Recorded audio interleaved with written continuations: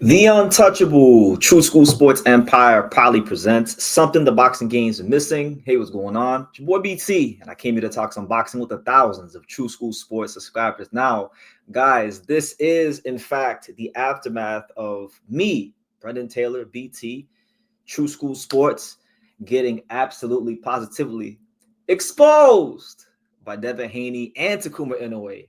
Happy Thanksgiving to everybody out there. It's great to be live once again on Thanksgiving. I just noticed I was going back and I was going through my video archive, and I noticed that this is the fourth Thanksgiving out of the last 5 years we've been live. I was live 2021, 2023, 2024 when I was in Japan last year, and now 2025. So this is becoming, somewhat of a tradition here to still go live on Thanksgiving. I'm a boxing degenerate. You guys know I love this sport. You guys know that, like, I love this fight game. The turkey's still warm, the pumpkin pie is still out, but I'm here because I love this fight game more than I love even some of the great food that we have on Thanksgiving. So got a great show for you guys today. So much to talk about in regards to boxing. I'm going to answer your guys' questions. I'm going to talk about Devin Haney. I'm going to talk about Brian. I'm going to talk about Takuma Inoue and all that great stuff. But first order of business, man. The first order of business, and I guess we'll just go right into my first talking point, right? First order of business is this, right? Last week was it was the worst week of my life in boxing. Respect to Devin Haney, respect to Takuma Inoue. They both put up career best performances in real, like, legacy defining fights, and it's what boxing's all about. It was great to see these guys get to another level. And the reason why I'm saying that I felt like it was my worst week in boxing, it's not because I got a fight wrong.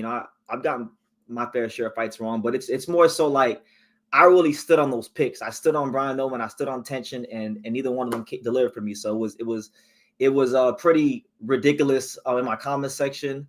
It was pretty ridiculous on Twitter, but it's part of the game. If you dish it, you got to be able to take it. So I take my losses how I take my wins.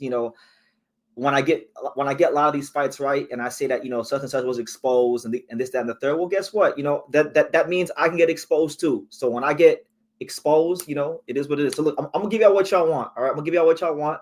I'm a good sport. True School Sports, BT, Brendan Taylor, exposed by Devin Haney and Takuma Inoue. So yeah, man, really, really tough week. But again, that's the beauty of the fight game. Is like you could think that these guys are one way, and then they get the right guy with the right event, the right magnitude of a fight, and they just go to another level. So that's what we saw. We saw Devin Haney not just be the guy that circles the ring, and I never called Devin Haney a runner, but a lot of people like to call Devin Haney a runner. He didn't run. He was right there in the middle of the ring. He dropped Brian Norman. And then he did what he had to do. Them last 6 rounds, the second half of the fight, he grinded the fight out. A lot of people will say, well, he was holding and spoiling and stealing the fight. But my thing is this, like, Team Norman, everyone and the mother knew Devin Haney was going to hold. You knew it was coming. You had to find a way to stop it. You had all that time to game plan. We'll talk about that later on, because I have a lot to say about that. And as far as Takuma Inoue, look, man, he's always been a good fighter. A couple years ago, he lost to Nordine Ubali. I thought he did very, very well in that fight. But he still lost. He fought Seiya Tsutsumi in a fight where I picked him to lose. I picked him to lose that fight, and I was right about that fight. And I thought Tension was going to come out here and really perform, and he didn't do it. I thought Tension had graduated as far as boxing experience, and the work he was getting in the gym. And early on, that was the case. You saw Tension doing his thing in boxing very, very well. But, the common theme for this week with Norman and Tension was that, the guys they fought, experience played a big factor. So you can never underestimate the experience factor for a fighter, especially at the world championship level. So again, congrats to Devin Haney and Takuma Inoue. Like, it's just boxing. Like, I don't care if they did their thing. I'm happy for them. And let's see if they both can build off of it, because I feel like Devin Haney, he's in a weight class now where it's not as strong as it used to be, right? And you would make Devin Haney the favorite over pretty much all the champions, so he has a chance to go undisputed in another weight class. Takuma Inoue's in a weight class where there's some good fighters, like you got Christian Medina, but he's going to be involved in some big fights. So it's a beautiful time for boxing, and I really feel like 2026 is going to be a a really, really fun year for the sport. So those are my opening statements. I'll start it off like that. Congrats, tip of the cap to Devin Haney, Takuma Inoue, actually, and tip of the cap to Rai Salim as well, because he scored an upset victory as well. So yeah, definitely a fun week. But listen, I'm gonna take some time before I get into.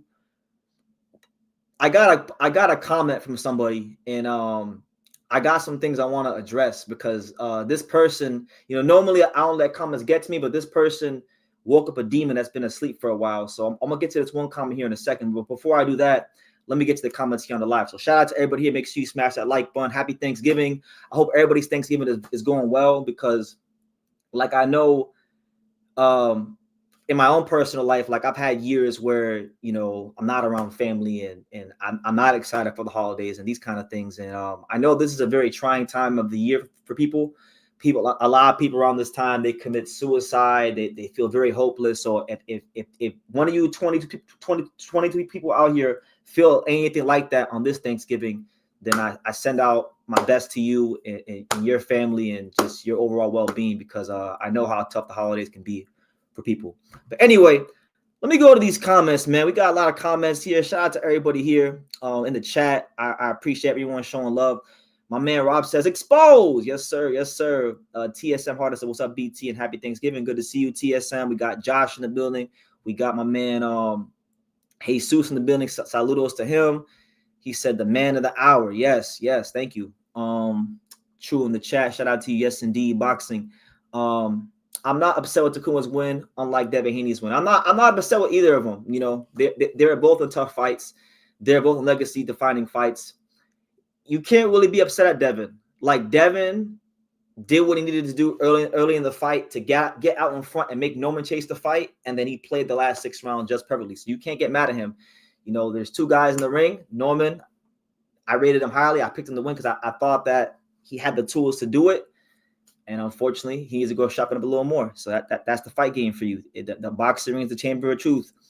What's good, BT? How was Thanksgiving? Thanksgiving was all right. It was honestly just like any other day. I woke up. I've been working on my health. Like I bought some vitamin D3 and vitamin K the other day. I've been making my smoothies. I'm getting back in the camp mode like how I was when I was with Yuga out there in the Bay Area. I've been making my overnight oats, just really working on my health, really working on my health, because I want to be healthier going into 2026. I'm not, in my early 20s no more. So you got to eat better, so you can feel better and think better, right? So Thanksgiving was good. I'm with my dad for the first time on Thanksgiving in a year, so it's a beautiful thing. Shout out to Joel. Good to see you, champ. What are my thoughts on Turkey running low on money after buying EA Sports? I don't really have any thoughts on that. As far as Turkey buying EA Sports, I honestly didn't even know he bought EA Sports. Got to give the man credit for how little. Oh, shout out to you, champ. God bless. God bless. As little as you say I know, I did quite a lot for not knowing a lot about boxing. First YouTuber to cover now Inoue live in Japan. I've gotten fighters ranked higher in sanctioning bodies, or orchestrated. I helped orchestrate the first Pro Box World Champion. I did quite a lot, so I'm secure enough in what I did in the fight game to take these kind of comments. So shout out to you, champ. God bless you and your family. Shout out to Osiris. Good to see you, champ. He definitely got gun shy. I feel like, Haney got his respect early. And then, like I said, he put Norman in a position where Norman had to chase the fight. And when you fight these guys like Devin, like Shakur, like Hitchens, these guys that know how to box from the outside and are good at building the lead, and then once they get that lead, they will not give you the chance. And that's boxing for you. That's hit and not get hit. It was the onus was on Norman to turn it into a fight. He failed to do so. So he has to learn from this and get better. Shout out to my guy, Fix Electron. It's good to see you, champ. Norman is pathetic, and Haney's head is bigger than Barry Bonds from all that snack juice. Well, listen, man. they let in Snack in boxing. I ain't got nothing to say really about Snack. Whether Snack is good for the fighters, bad for the fighters, clean or not clean, it doesn't really matter because if Snack was the dirtiest thing ever, it's not like boxing would police it. Since when has the boxing game ever really cared about steroids? Steroids in boxing are one of those things that people like to virtue signal and act like they care about. But really, when you get down to when it comes to media and just the fight game in general, it's a very minuscule amount of people that actually care about steroids in boxing. That's the real truth of it. Because if people really cared about steroids in boxing, a lot of our favorite fighters probably wouldn't even be able to compete. That's the facts. Black Ray Donovan, good to see you, champ. Happy holidays. I seen that, man. Shout out to Everton. They've been doing their thing. Let me see. Dalton leaking the contamination from Matias was a bullshit move, trying to put media pressure so they can strip Matias. Damn, it could get ugly for Dalton now. Listen, man. I've looked into that because when I first heard the news about that, I was really disheartened because I do like Matias. So I let a couple days pass by, and then Dan Rafael reported that pretty much he had tested positive, but he was below the threshold of ostarine, right? So yeah, he tested positive, but he was below the threshold. So even if he tested positive, technically he didn't really break he didn't really break the rules. Yes, it was in his system, but it could have been from contamination. I don't like to act like I care about these things because I know the fight game doesn't really care about these things, right? I really think that the powers that be are trying to get Matias out of the way any way they can because, he's not with Golden Boy. He's not Matchroom. He's not PBC. He's not with Top Rank. He's not with any one of the 4 major power brokers in boxing. You understand?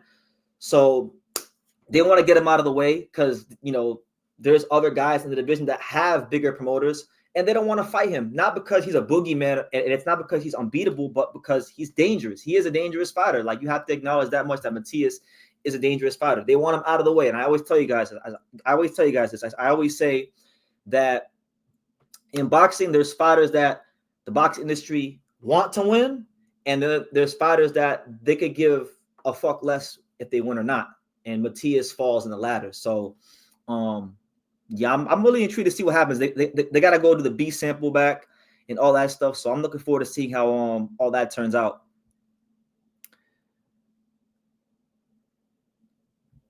Listen, he's a big guy. But again, I'm not here to take away from his win because I feel like a lot of people are doing that. You got Eddie Hearn saying that he wants to throw salt on his win and how he went about it, and then prop up Conor Benn, which I'll get to later on. But it's man, look, he went up there to 147. He fought a guy that was really punching through the target. People can criticize and say no one didn't fight this guy, no one didn't fight that guy, but whoever they put in front of him, there wasn't too many guys in boxing delivering knockouts as vicious as Brian Lohman Jr. And he was even money at the casino, right? And he went up there and he neutralized the punchers. So you can't fault Devin for that. And I'm not here to do that to Devin, right? But here's what I want to do. Here's what I want to do, guys. Keep your comments rolling in. I actually wanted to address a comment I got, and I really want to make a declaration of 2026. Guys, 2026 starts now. I want to make a declaration, and I want to dissect a ridiculous comment I got on one of my videos about Tension. Because, to be fair, I was very adamant about Tension beating Takuma. And, I didn't get it right. It is what it is. But, Tension as I'm okay with, talking trash. You can talk trash to me. You could say, BT, you got it wrong.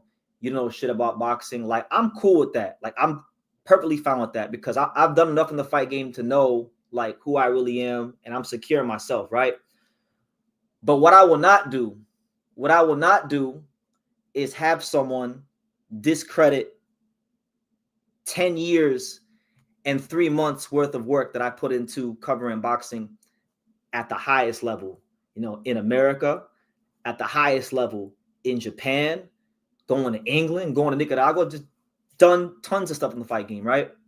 So I'm going to address this, and I'm going to make this declaration to 2026, and y'all can screenshot this or screen record this Y'all can remember this moment in time because this guy right here, this comment I got was the comment that's turned me into a straight like savage, like a straight demon. I'm gonna have the greatest year of my life in 2026 because of this comment. So I'm gonna get to it right now. All right, first talking point, and then after I get through this, I will go into Devin Haney, Norman, Takuma, tension, all that blase. All right. So people ask me, they say, BT, what are you thankful for? I'm thankful for probably the most disrespectful comment I've ever gotten on. It's in the running for the most disrespectful comment I've ever gotten on YouTube. And it's in this comment right here. I've screenshotted it. I've got it as bulletin board material. This comment is the reason I'm about to have the greatest year of my entire life. So here we go. Let's go screen share. Shout out to everybody. Make sure y'all run it up. It's your boy BT, the untouchable True School Sports Empire. Happy Thanksgiving to everybody for just tuning in. Hopefully your Thanksgiving was exceptional, right? So here we go. So I screenshotted it, right? So I got this comment from this guy named, and I'll shout him out, TJ Thomas. Shout out to him. He commented on my video where I said that Tenshin Nazakawa would destroy Takuma Inoue, which obviously was wrong, right? Fair play. So I'm gonna read it to you guys verbatim, and I'm gonna dissect it because this comment is very important. This comment has lit a fucking fire in my soul that has not been here for a long time. And it could have come at a better time because I got so many things coming up. I got the WBA convention coming up. I got training camp with Angelo coming up. I got, Japan coming up probably around March or April of next year. Like this is coming at a beautiful time. So thank you to TJ Thomas. So first part right here, we'll highlight the first part. The first part, he says right here, right? He says, my God, this aged badly.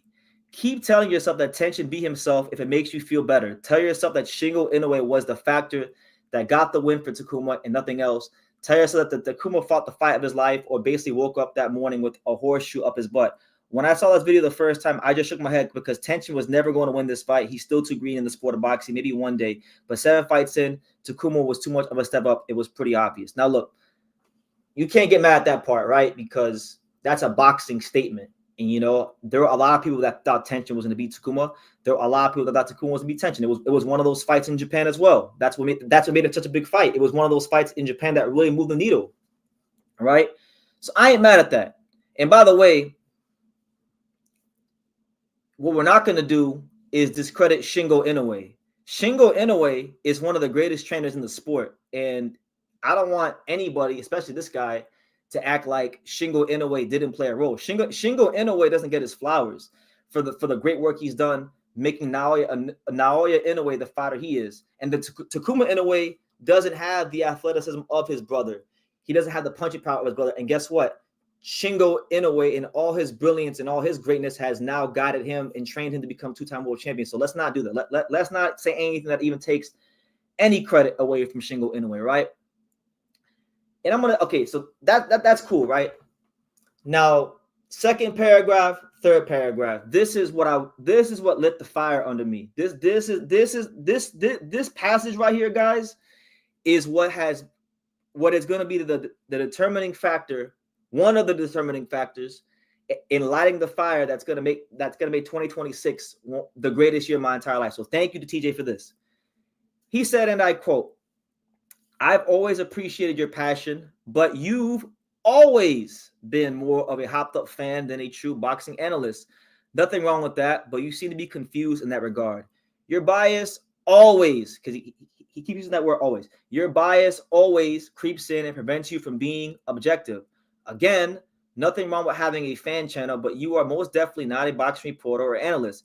Basically, you're just a less smarmy, less sleazy, less accessible version of Ellie Sackback. He thinks he's a serious reporter too when he's basically the TMZ of boxing. And ... You're still salty that Inoue's camp wouldn't give you the time of day. Simple as that. Anyone can see it. Your attitude towards the Inoue's and the Monster in particular did a complete 180 ever since they told you, nah, we're good. I don't love you or hate you, kid from Dania, but I see what you are. Not quite a clown, but you definitely travel with the circus. So let's dissect this comment, guys. Let's dissect this comment. Because, again, I'm cool with you criticizing, like, if I get a pick wrong or my analysis on a fight, I'm cool with that. But again, what I'm not going to do is have anybody tell me what I am and what I'm not when it comes to being a box reporter and the work that I put here on this channel. I'm the one who's put up his own money to travel, to a lot of these places. I'm the one that's taking all these risks. I'm the one who's lost, friends over this shit, family, relationships, all types of shit that you couldn't even imagine. All right. Because unlike Mr. TJ Thomas and a lot of people in the world, like I actually have the guts to chase my dream and believe in myself, it to the point of delusion. Like I believe in myself to the point of utter delusion, even when it doesn't make sense. And it's that belief and that delusion, which is why TJ and haters like TJ and fuckboys like TJ watch True School Sports. So look, he said, I'm a hopped up boxing fan. Now, I definitely love boxing. I'm very passionate about it. Anybody who's watched me and heard me tell this story, boxing is very personal to me. I'm 30 years old now, but when I was 19, 20 years old, I was lost. I was very lost in life. I really didn't have a lot of direction, right? And I had suicidal thoughts. And then I went to the boxing gym. I went to this place called Canino's Boxing Gym, and I started training to deal with a lot of the things that was going on in my head and in my spirit at that time. And I met great people like Bonnie Canino, Yvonne Reese, Gabriel Chacon, who was a professional fighter. He wanted to pass away a couple years ago. And when I went there, I learned what boxing really is, right? And I loved it. I loved the community of the boxing gym. And I built a lot of confidence in going there and sparring, get my ass whipped and come back, and all that good stuff. All the great things about the fight game in boxing, right? So it's very personal to me. Yes, I am very passionate, but hopped up boxing fan, that's pushing it, because a hopped up boxing fan, he doesn't get struggling fighters ranked higher in sanctioning body rankings. 2023, I went to the WBA convention. I stood in front of the whole boxing world. I spoke about getting Ian Green ranked higher in the middleweight division. And guess what? Ian Green got ranked higher in the middleweight division by about 2 or 3 spots. Hopped up boxing fans don't have to sign non-disclosure agreements with Virgil Hunter at his gym just so he could be there with Yugo Osaki during camp. Hopped up boxing fans don't get their YouTube videos used in lawsuits for managers when they're trying to get a fighter to sign with them, like Peter Kahn when he was suing Stacey McKinley when he signed Amir Imam to Top Rank. Hopped up boxing fans don't manage whole world title eliminated training camps like me with Yugo Osaki recently. Hopped up boxing fans don't have Brad Goodman from Top Rank pressing him at fights for things he says in videos. Hopped up boxing fans don't have Rachel Donaire calling his phone asking me to remove videos so Nonito Donaire can get ranked in the WBA again. Hopped up boxing fans, don't have the vision to tell Angelo Leo and ProBox to work with each other so that they can both become champion and benefit. And then Angelo became the first world champion. I could go on and on and on and on and have a big pissing contest about like all the wonderful things that have come from this journey in the fight game. I didn't even mention all the world-class interviews with Riddick Bowe and Evander Holyfield and those kind of guys that went viral all those years ago. I didn't even mention, pre-boxing stuff when I was interviewing Steph Curry at 20 years old. So I'm saying this to say this, you can have your opinion. You can laugh at me if I get a fight wrong. That's cool. But what we're not going to do is try to discredit the work that's been done here, because TJ, right, in all his criticism, he's left like 23 comments on my channel. He loves True School Sports. He's a confused admirer. Ellie Sekback, listen, I take it as a compliment to get compared to Ellie Sekback.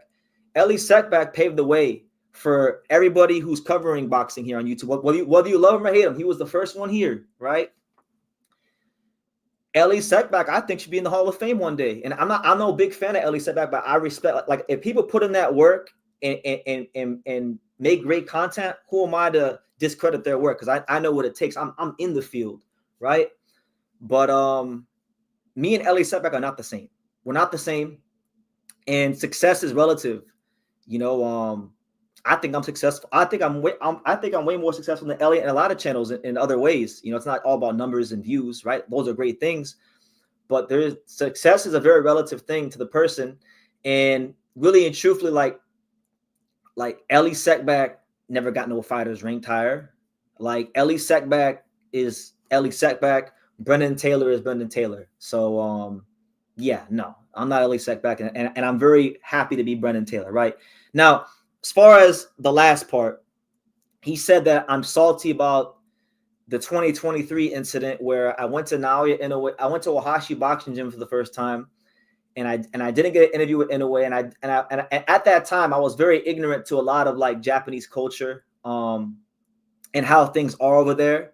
And so at the time I took offense to it, you know, and looking back on it, I wish I would have handled things better. But it was a learning moment, and I've moved on from it, and I've matured since then, and I feel like I'm better for it. And the best part is, like, I've seen Naoya Inoue at Ohashi Gym recently. I saw him in June. He was doing sit-ups one night when I was there seeing Brian Newman Jr. And I believe in my heart of hearts, one day I'm gonna get the Inoue interview because I believe in myself to the point of utter delusion. And if more people had the belief I have in myself in their own lives, maybe they wouldn't have all this time to type comments like this. You understand? So as far as Inoue, like, yeah, it didn't work out the way I wanted it to. I've tried and tried and tried. It didn't work out. It's very difficult. Inoue is a big name in Japan. He's got agencies that run his whole career and all that kind of thing. It's not like America, right? But like I said, I believe in myself, and I believe in the strength of my work, and I believe that God rewards those who are diligent. And I think I'm gonna get it one day, right? So my thing is this. Thank you to TJ. I appreciate you. God bless you. Thank you for the ammunition. I want everybody to thank TJ for all the great content you're about to get, because this has woken up some parts of me that have been asleep for a long, long time. And I'm working on my health. I'm working on my mental, which I need to. In 2026, it starts right now at this live. Right now, we're already in 2026. I'll be at the WBA convention in Orlando in roughly 2 weeks, 2.5 weeks, and there'll be a lot of great content from there. So yeah, shout out to TJ. Thank you so much, and God bless everybody who fucks with the untouchable True School Sports Empire. Now, I'm gonna leave it at that. Greatest year of my life is loading up. Thank you, TJ. Anyway, let me go to the chat. He says DT Takuma is like that. He is. I give it to him. I definitely said Takuma definitely, in my opinion, and I'll get to this later on, but he created his own legacy with that win. So good for him. I'm happy for him.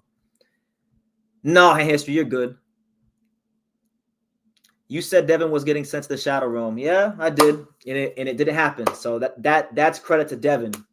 And you know, Devin Haney at 147. He's. I'm not gonna sit here and say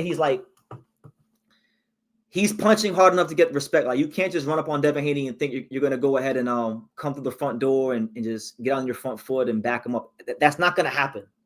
You know, he's very well schooled, and you gotta give a lot of credit to Bill Haney, Mickey Bay, Ringwalk, Danny, the whole Devin Haney team, because I'm sure they all played a big role in getting all this done for him. It is what it is. Like, I really stood on those Brian Noman and intention picks, so I expected to get crazy comments, but that's out of pocket.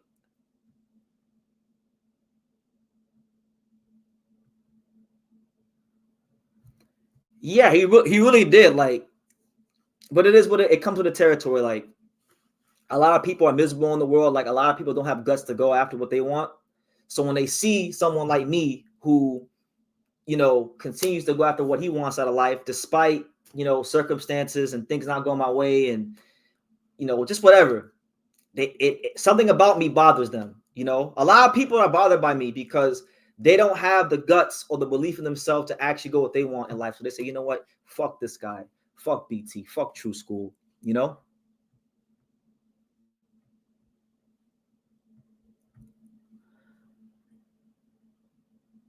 Let me see. Not always, but definitely biased for anything to do with Leo. Most people that have given you an interview. I mean, I've interviewed most of the damn sport. So I mean, I've interviewed Terrence Crawford, I've interviewed Canelo, I've interviewed Tank, I've interviewed Spence, I've interviewed Kenshiro, I've talked to Bam before. I've interviewed Robert Garcia. So what are you talking about? I've interviewed the majority of the sport.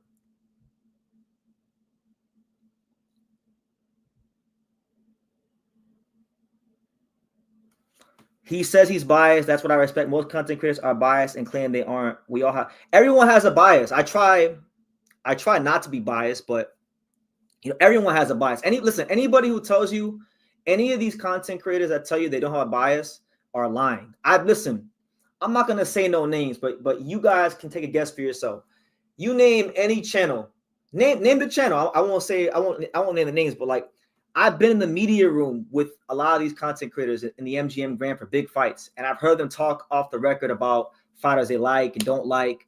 Everyone has their bias. The only difference is I'm just real about it.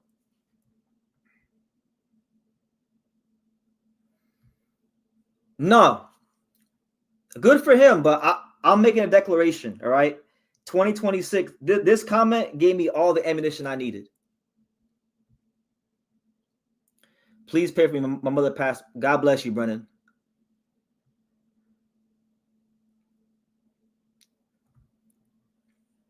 I mean, technically, I've met him already. Like I've been at Ohashi enough times. I've been like this close to him. It'll happen in God's timing.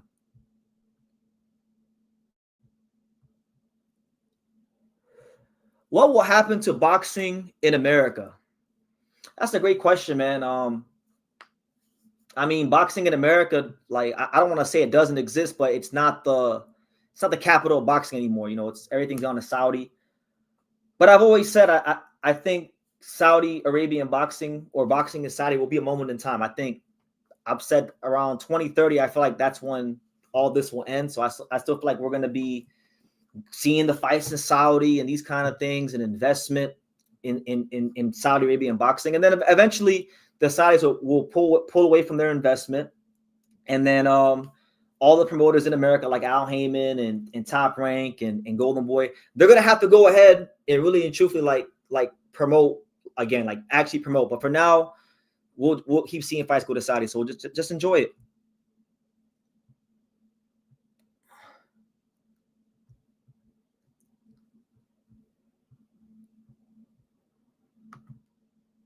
Salute. Pretty much, I'm gonna say this: every reporter in boxing, not just Sean, but like every reporter, your Marcos Villegas, your Radio Raheem, your Dante's Boxing Nations. I mean, anybody who's covered a fight, they all have their biases, and I probably heard them talk about who they like behind closed doors.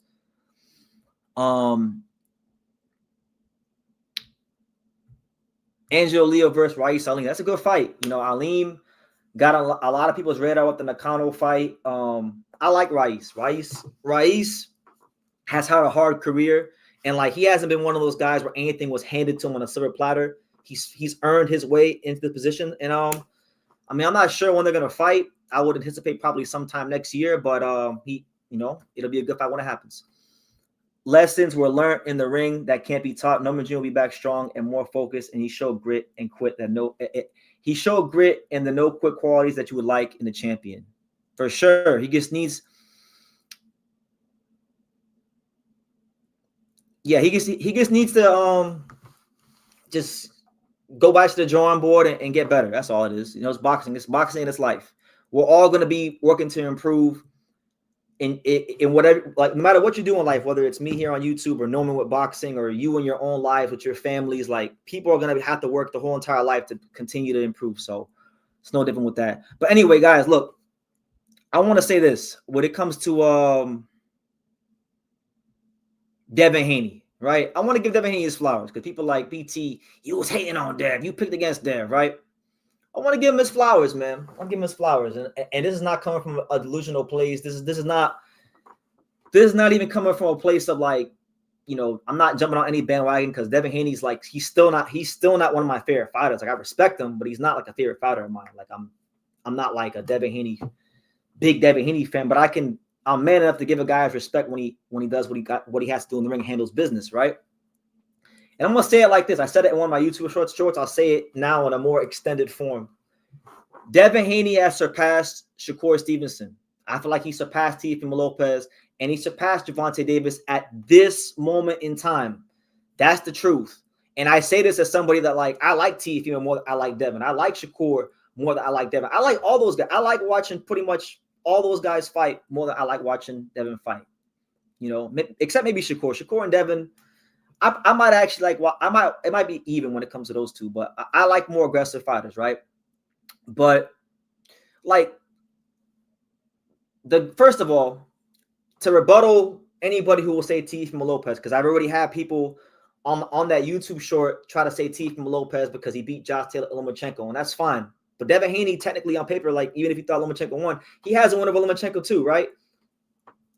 And then Teofimo Lopez, before Devin Haney was even in the picture, the fight that Top Rank wanted to make was Brian Norman Jr. versus Tio. When Brian Norman beat Santillan, it wasn't that long after that where Top Rank said, we want to do Tio versus Norman.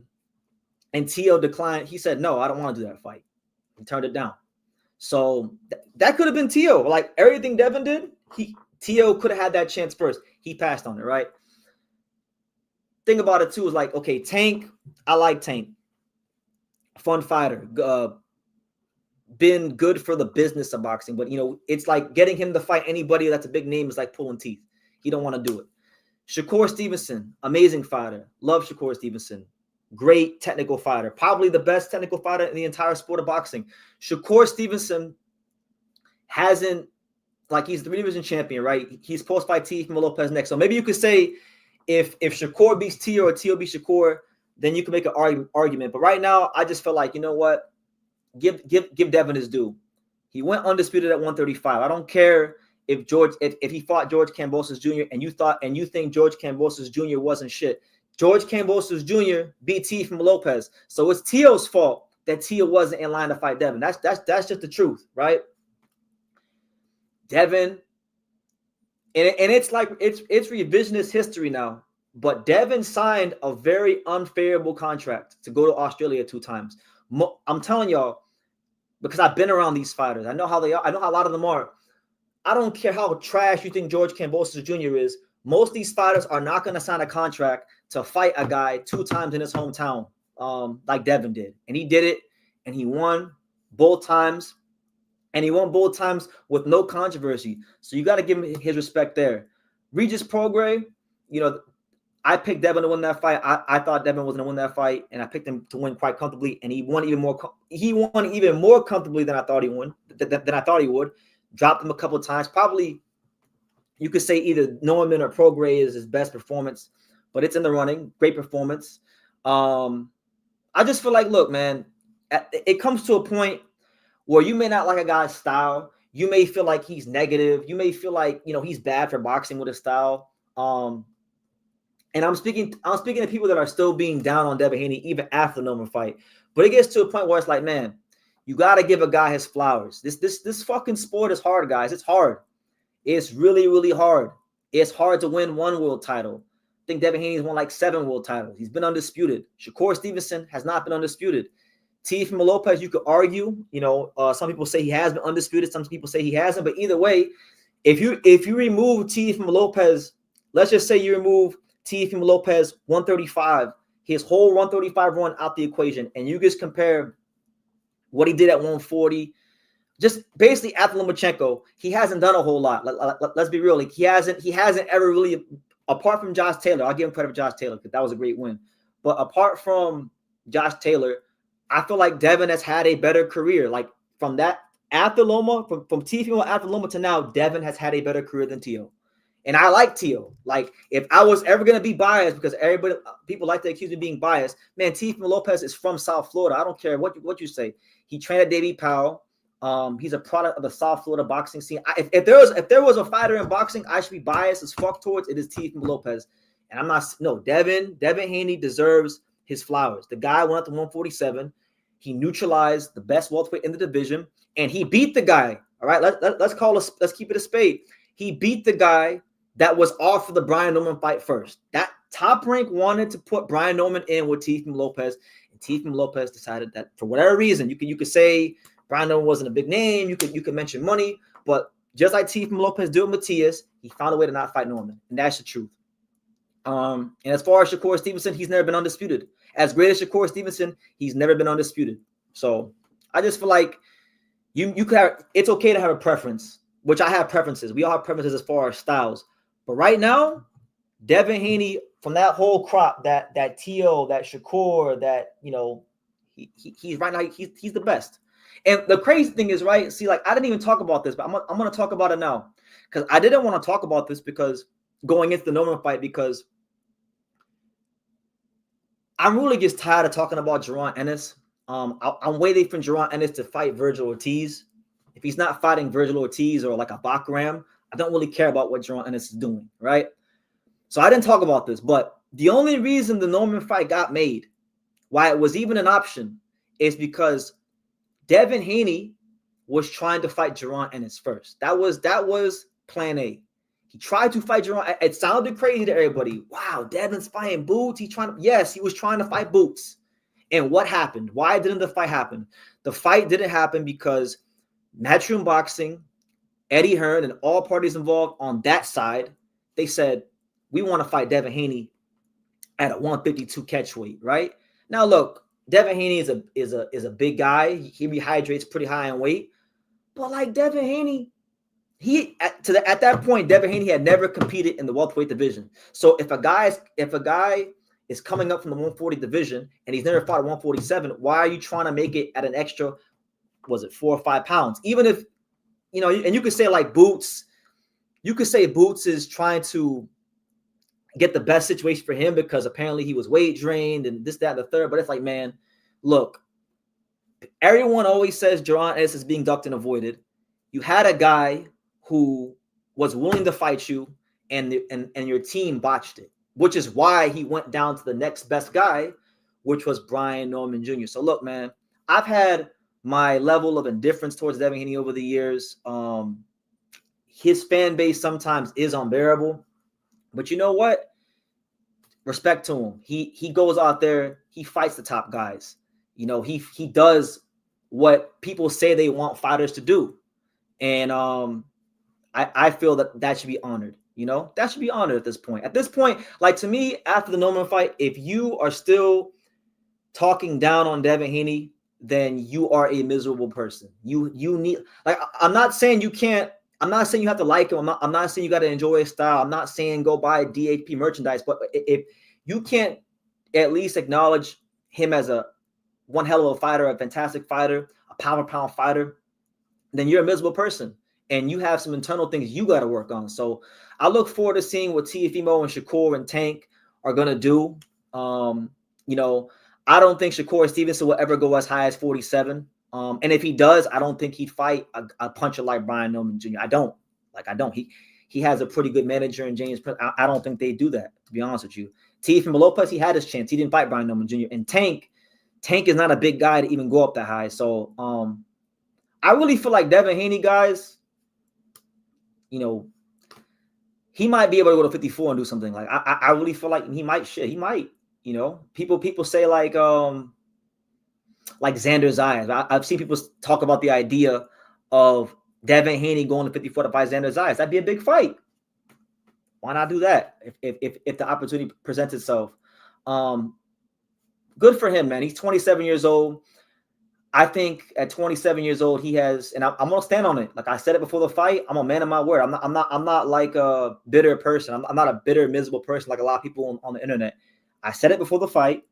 He went out there and handled business, and he put belt to ass. He did what he had to do. He's a Hall of Famer, right? There's guys that are not even. There's guys that don't even have 1/100th of the accomplishments Devin Haney has, and they're in the Hall of Fame. Like undisputed champion, lineal champion, 140 champion, 47-pound champion. I mean, what do you guys want from him? Like, who does he got to be? If he went up there, he fought Norman, right? Who else does he got to beat? What's the fight? What you guys tell me in the chat, because I haven't even looked at the comments. I got 41 comments. I haven't even looked at them yet. I'm gonna go through them in a second. If you don't like Devin Haney and you think he's just terrible for boxing and he's garbage and this, that, and the third, Who is the guy for you? I want to know from the boxing fans. I'm trying to check the temperature of the boxing fan. Who is the guy for you that Devin Haney has to fight to say, you know what, this guy is a great fighter, a fantastic fighter? Is it Shakur? Is it Tio? Will those guys come up as high as 47? Who is it? I mean, 40. Everybody says 47 is a terrible division. So, like, if Devin Haney beats Barrios and Crocker and Ryan Garcia, you know, do you guys give him credit for that? If he goes undisputed at 47, people are saying that 47 is the weakest weight class in boxing. So, look, man, I'm not a miserable person. Devin Haney deserves his flowers, and I'll just leave it at that. All right, and then I'll come back here in a second, and I'll talk some Conor Benn because Eddie Hearn was talking crazy. He was talking crazy about, you know, Devin Haney, and yeah, man. He sued Ryan for battery. We can't respect that.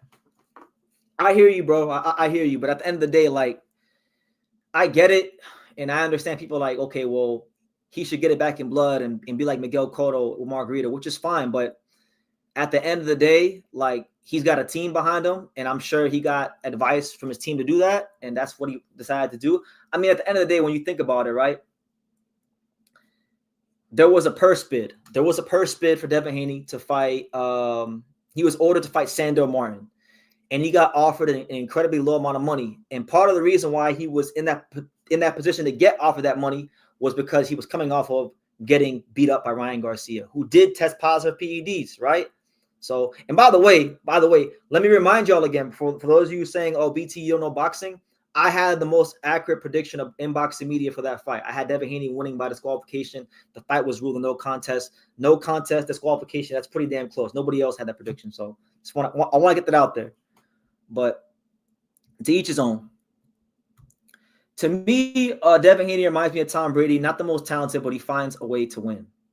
That's the name of the game, is to win.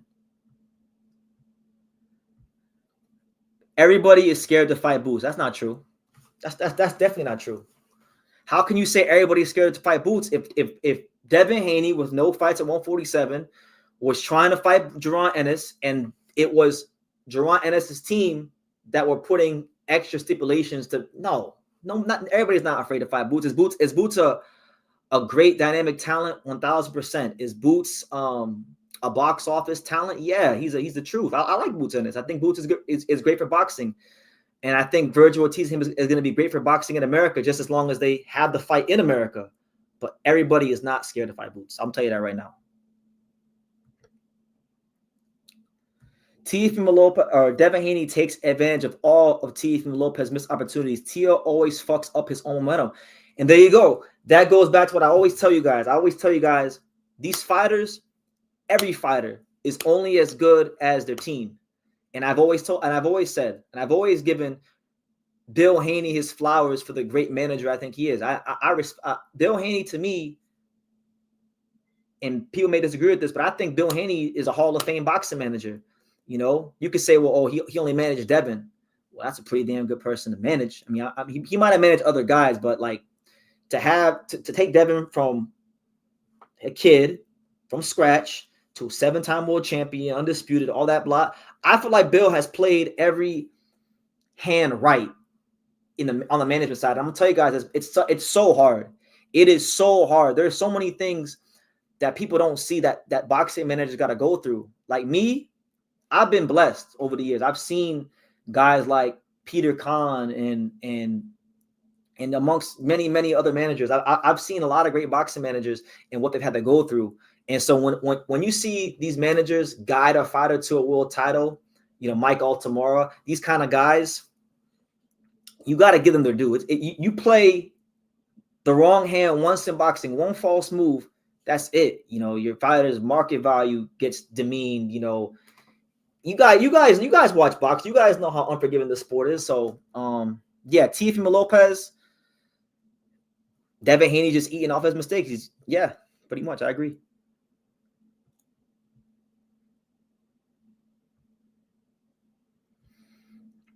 I agree with you on everything with Devin except this. Devin, his team knew Boots was on his way out of 147, but he wasn't out of 147. He may have been on his way out of 147, but he was out. He wasn't out of 147 yet, and they tried to fight him. So you can't say that Devin Haney didn't try to fight him. That's what I'm saying. And my thing is this: I think I think the world of Jerron Ennis. I feel like his dad. Again, respect to Bozy Ennis. Bozy Ennis, guys. If Stephen Fulton fuck around and beat O'Shaquie Foster, I think Bozy Ennis might be the front runner for me for trainer of the year. Right? Bozy Ennis is great. They got a great gym there. Respect those guys. Right? But when you look at all these fights, Norman, Virgil, Devin, all these fights, the common denominator is always Boots. He's always involved in these fights. Crawford, it's always Boots. So some of those may be his fault. Some of them may not be his fault. But he's always the common denominator. And to me, that's not a coincidence.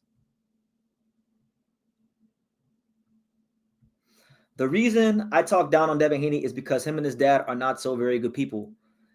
I mean, you don't really know them. I mean, do you guys? I mean, I'm not going to act like I know them like that. I mean, I met Devin a handful of times. I've talked to Bill a little more than I talked to Devin, but like, I don't think they're bad people. I feel like they're flawed human beings like me and you. Who am I to judge them as people? You know, most of these fighters, I mean, I talk about them. I've seen them in passing, but I don't really know them. Like what I do know, what I can tell you about Bill Haney and what I can tell you about Devin, I can tell you that Devin Haney gave his life to the sport. I can tell you that Bill Haney believed in his son so much that he left the drug game and he cleaned his life up, and he definitely he invested into his son and built the Hit Factory boxing gym where they would bring in the best guys, the best coaches to build his son up from the ground up.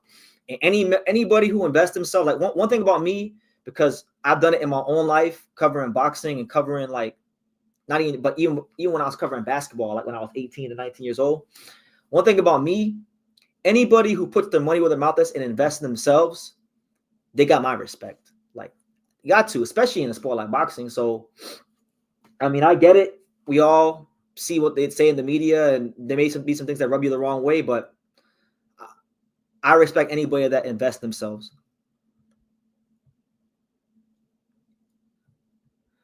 Is he in the Hall of Fame just for beating Norman? No, it's not just for beating Norman. It's for what?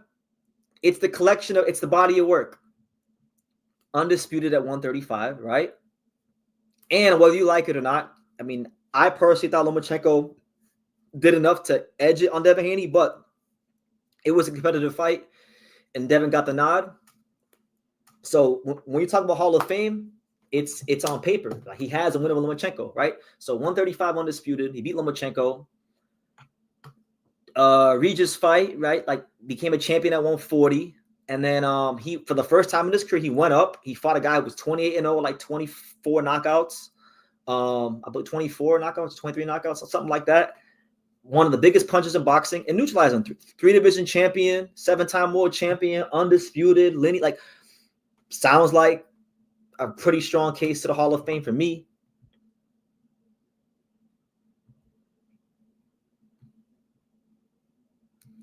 That's what I'm saying. Like, it's like this fight game, guys.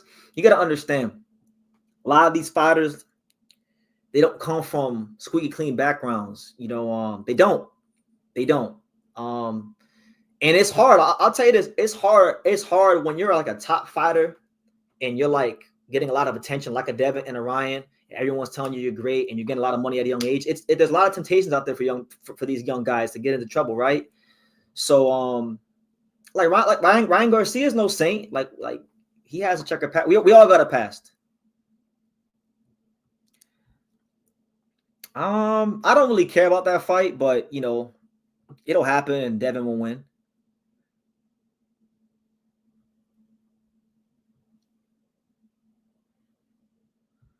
I asked you how is he a bad guy, because that's what you called him and his dad.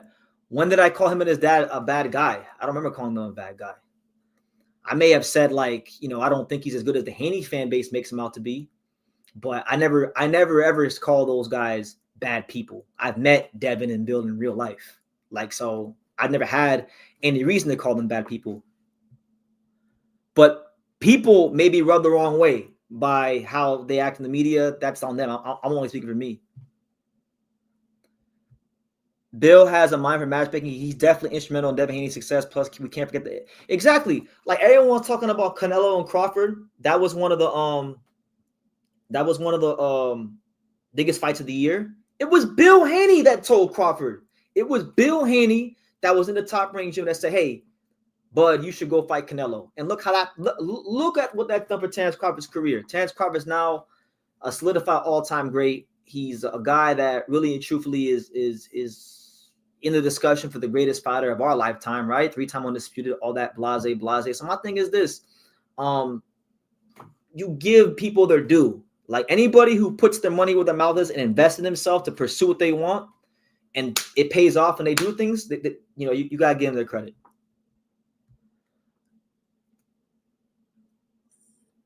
Have you interviewed James Harden? No, I never interviewed James Harden. I covered basketball for like 2 years. I covered the Mavericks for a little bit. I covered the Nuggets. I covered the I covered some things. I did some work down in the G League.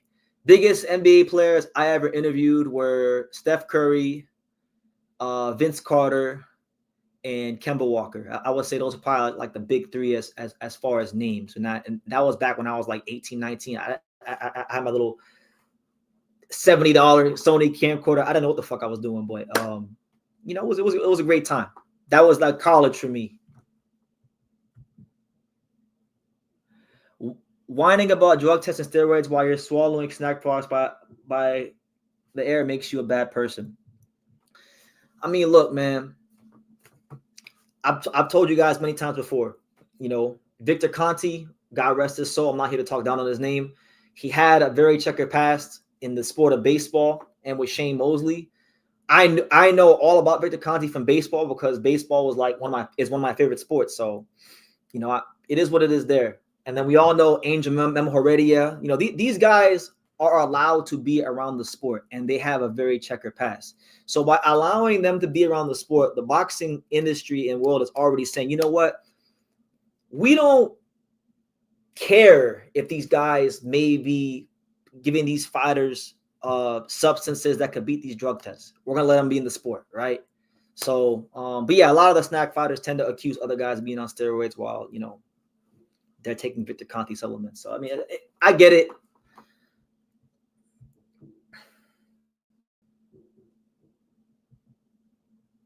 Do you believe Junior should consider adding a high-level trainer in his camp? I didn't like seeing his advice that he was giving to Junior. You know what? That's the perfect segue into one of my talking points. Because I want to talk about, I can't just, talk all these great things about Brian Norman Jr. and how I thought he was going to knock out Devin Haney in 7 or less and all this foolishness that I said that was proven to be foolishness after the fight. I gotta also give some flack, a little bit of flack to Brian Norman Sr. I love Brian Norman Sr. Like Brian Norman Sr. is awesome, but my biggest disappointment from this fight from Brian Norman Sr. was the fact that you had 3.5, 4 months to game plan for Devin Haney. And you didn't have an answer for the clinches. And if you guys go back and you watch my 1 or 22 minute breakdown that I did back in July of this fight, one of the things I said, in fact, the main thing I said in that video was the key to victory for Norman or Haney will be who wins the battle of the clinch. Because I knew the clinches. I knew that the clinches were coming from Devin Haney, right? I knew there was gonna be a lot of clinching going on. But I thought Norman was physically strong enough to deal with the clinching, and he didn't have an answer for it. And the fact that not only did he not have an answer for it, but it just looked like he did. It looked like there was no rhyme or reason to how to handle those clinches. So to me, that's my biggest takeaway. And I'm not against I'm a big believer in, to answer your question about should Norman get another high level trainer to be with his dad. Now look, I'm a big believer. And if in sticking with people that got you to the dance, I'm big on loyalty, right? In my own personal life. So big part of me is saying, you know what? He should stick with his dad. They got the squad together. They can turn it around. And I still do think they can turn it around, but you get to a place in boxing, okay, you can beat the Sasakis of the world, right? Sasaki, strong fighter, can punch, right? Santillan, volume guy, strong, very good win, can punch. But you get to a point where, okay, once you start beating these contenders, and then you fight these high level guys, there's never at that top level, there's not that much of a difference. And I can speak to this for myself, my own personal like involvement in boxing with being part of Team Leo with Angelo Leo. Like all these guys in the featherweight division, like your Rafael Espinoza, your Nick Ball, Stephen Fulton, all those guys, they're all really, really good. When you start fighting guys who are champions, you got to understand, no matter what you guys, the boxing fans, think, they don't just hand out world titles in most cases, right? You there was something you did to win that belt or be in position to win that belt, and the margins are this small. Like they're this small. You're always one adjustment away from winning a fight or losing a fight. So do I think he should can his dad? No, I don't, because I think his dad is a good trainer. I think, anybody who builds a fighter from being a kid and gets into the world title, that you are a solidified like top trainer, right? So I don't want to take away from Senior. I think he is a fantastic coach. He got it. No matter how bad he performed against Haney or didn't perform against Haney, his dad can coach, right? But it gets to a point where I personally think he should add, just a different voice to the camp. Another trainer to the camp. To give him some new ideas, because we saw Norman in there fall, especially in the later rounds. A lot of times he would smother himself, and that's not a new problem. I mean, he had that problem in the Quentin Randall fight, and it showed up again in the Haney fight. So what I'm saying is, like, when you get to that top level, all these guys are good. All these guys are awesome fighters, and it's the smallest things that separate the very good from the great. So it just comes down to, do you want to be very good or do you want to be great? And I feel like a fighter is only as good as his team, and there comes a point where you gotta consider adding someone to the team. And it takes humility. Like it takes humility. And Brian Norman Sr., I know, is a very practical guy. And you know what? Damn it, he should be. This is a guy that's a blue collar man. He was in the boxing game. He had a career where he was brought in as the B-side to lose many times. He fought Jean Pascal when Jean Pascal was like 18-0. He was the guy that never got he didn't get the right fights at the right time. He never had the machine behind him. He was the guy that was used for other, young fighters to win. All right. And then his son came of age and he made his son a world champion. And he did this also using a lot of the money that he made from his towing business, right? So yeah, he's earned the right to be prideful and talk his shit like he does here on YouTube. But my belief, my humble belief, is that I think that Brian Norman Sr. should consider adding someone to the team. I'm not gonna say who he should add, but just get a different set of eyeballs. Someone that he trusts, someone that's been on a high level as a coach, and someone that could give Junior new ideas to improve. I'm not ready to can Brian Norman Jr. as a fighter. Like, really and truthfully, guys, I'm not, like I said, I'm a loyal person. For those, if y'all want to know how loyal BT is, right? For those of you who don't know me, right? Look, you see what this is? This is a Charlotte Hornets logo. Yes, guys, I am a Charlotte Hornets fan, and I've been a Charlotte Hornets fan my entire life. Now, for any of you guys that know about basketball, the Charlotte Hornets fucking suck, and they've always sucked. They've always sucked, and they always do the wrong thing. They traded Kobe Bryant for Vlade Divac. They traded Shai Gilgeous-Alexander for Miles Bridges. They never, ever, ever do anything right, and they're still one of the worst teams in basketball. And guess what? That's still my favorite team, right? That's my favorite team. So I know about loyalty because I still rock with the Hornets, right? So I'm not, and getting back to my point, Brian Norman Jr. is one of my favorite fighters. I like Brian Norman Jr. And I still believe that he is one of the most valuable welterweights in this division. And I'm not going to discard him like a lot of boxing fans do when fighters lose fights, because I don't believe in that, And like I said, I've been honored to be cool with a couple fighters through the years, not just Angelo, but other fighters, and they've lost big fights. And I've seen what a loss can do to fighters psychologically, and I know how unforgiving this fight game is. So I don't like discarding fighters when they lose fights because I feel like it's wrong. Like, who am I? Who am I? Yeah, I may talk my shit and say expose and this, that, and the third, but I'm not gonna discard them. I'm not gonna start talking about them and act like they did something wrong. Brian Norman Jr., just has to, all the same qualities that made him champion, he has to maintain those qualities. Now is when the greatness really starts, because as the old saying goes, adversity introduces a man to himself. Like, you don't really know in life or in boxing how great you really are, anything, until you get some adversity, right? And so now he has adversity. He has a loss in his record.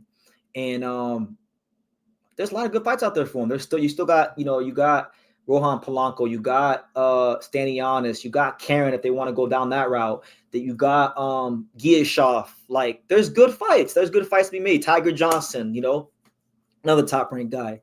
So look, man, it really just depends on how he responds to the loss, and I'm not going to discard him. I think Brian Pillman Jr. It ain't an I think. I know Brian Pillman Jr. has a great mentality towards boxing and towards life. And I don't think those things change because you lose a big fight. If anything, if Brian Pillman, the person and mentally is who I think he is, those things actually get amplified, because when you have a setback in life, you want to do better. You want to figure out, okay, what did I do wrong? How could I correct these things? And I think it'll come back. So personally, I feel like Top Rank should let Brian Pillman Jr.'s next fight be in Atlanta. Give that kid a hometown fight. Like, this calendar year, guys, Brian Pillman he fought in Vegas, right? He defended against Cuevas in Vegas. A lot of people thought Cuevas was going to knock his ass out because Cuevas can punch, right? Then he went to Japan, knocked out Jintozaki. Then he fought in Saudi. So when he had the belt and he was champion, he conducted himself as such. And I feel like those things should be honored. And he's like a real Atlanta fighter. Like, he's a real ATL fighter. And I think Top Rank should allow him to explore what his commercial value is fighting the ATL. And I think people, if anything, people will be just as invested in Brian Pillman. Watch.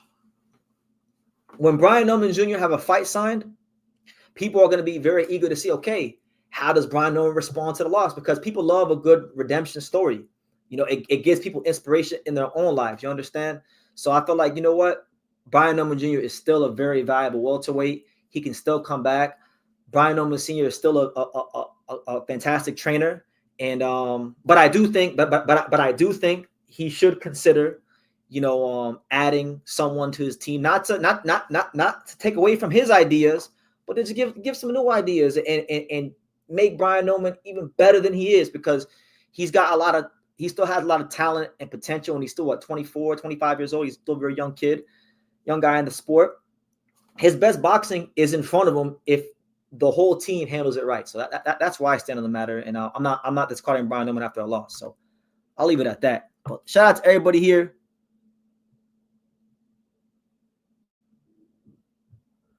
Senior had no strategic instruction for Pillman Jr. at all. Yeah, well, listen, like I said, I was disappointed. I feel like, they from the outside looking in, it felt like, they did underestimate Devin. And listen, at that high level, I'm telling you, at that level where you're fighting these champions, you can't underestimate nobody. You can't. Everybody's really good. There's thousands of fighters in every weight class. You think they got there on X? No, you got to account for everything. It was obvious that Pillman Jr. had been matched well. Quentin Randall don't even have footwork like that. He just has a jab, and Pillman was poor. His inside game was poor. He was matched well, but you know what? Every fighter that's had any success in boxing has been matched well.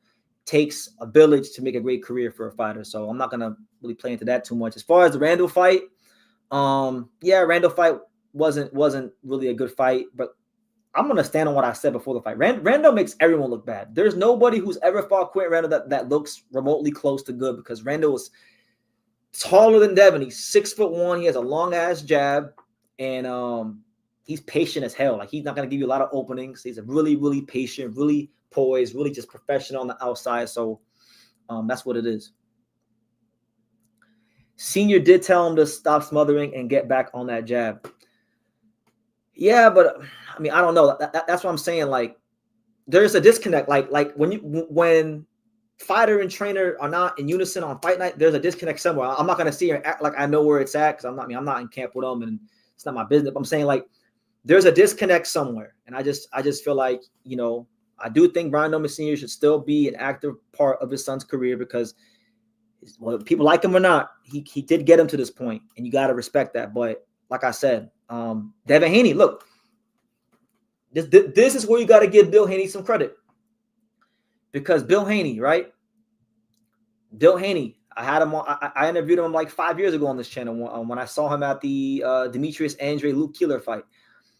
Bill Haney said it when I interviewed him. He said, I studied under a lot of great trainers like Virgil Hunter, Al Mitchell, Mayweather Sr., and he's like soaking up game from these guys. And I feel like in this sport, no matter how much you know, even if you like in Norman's case, like even in Brian Norman Sr.'s case where he was a fighter, like he walked that path. Like I can't tell Brian Norman Sr. nothing about getting in that ring and fighting, like a young John Pascal or anything like that. I didn't do none of that, right? But it gets to a point like being in the ring and then being a trainer and then guiding someone on a high level is just different. It's just different, and you can never be too good to try to learn from other coaches. There's always something you can learn. And yeah, that's where I'm at.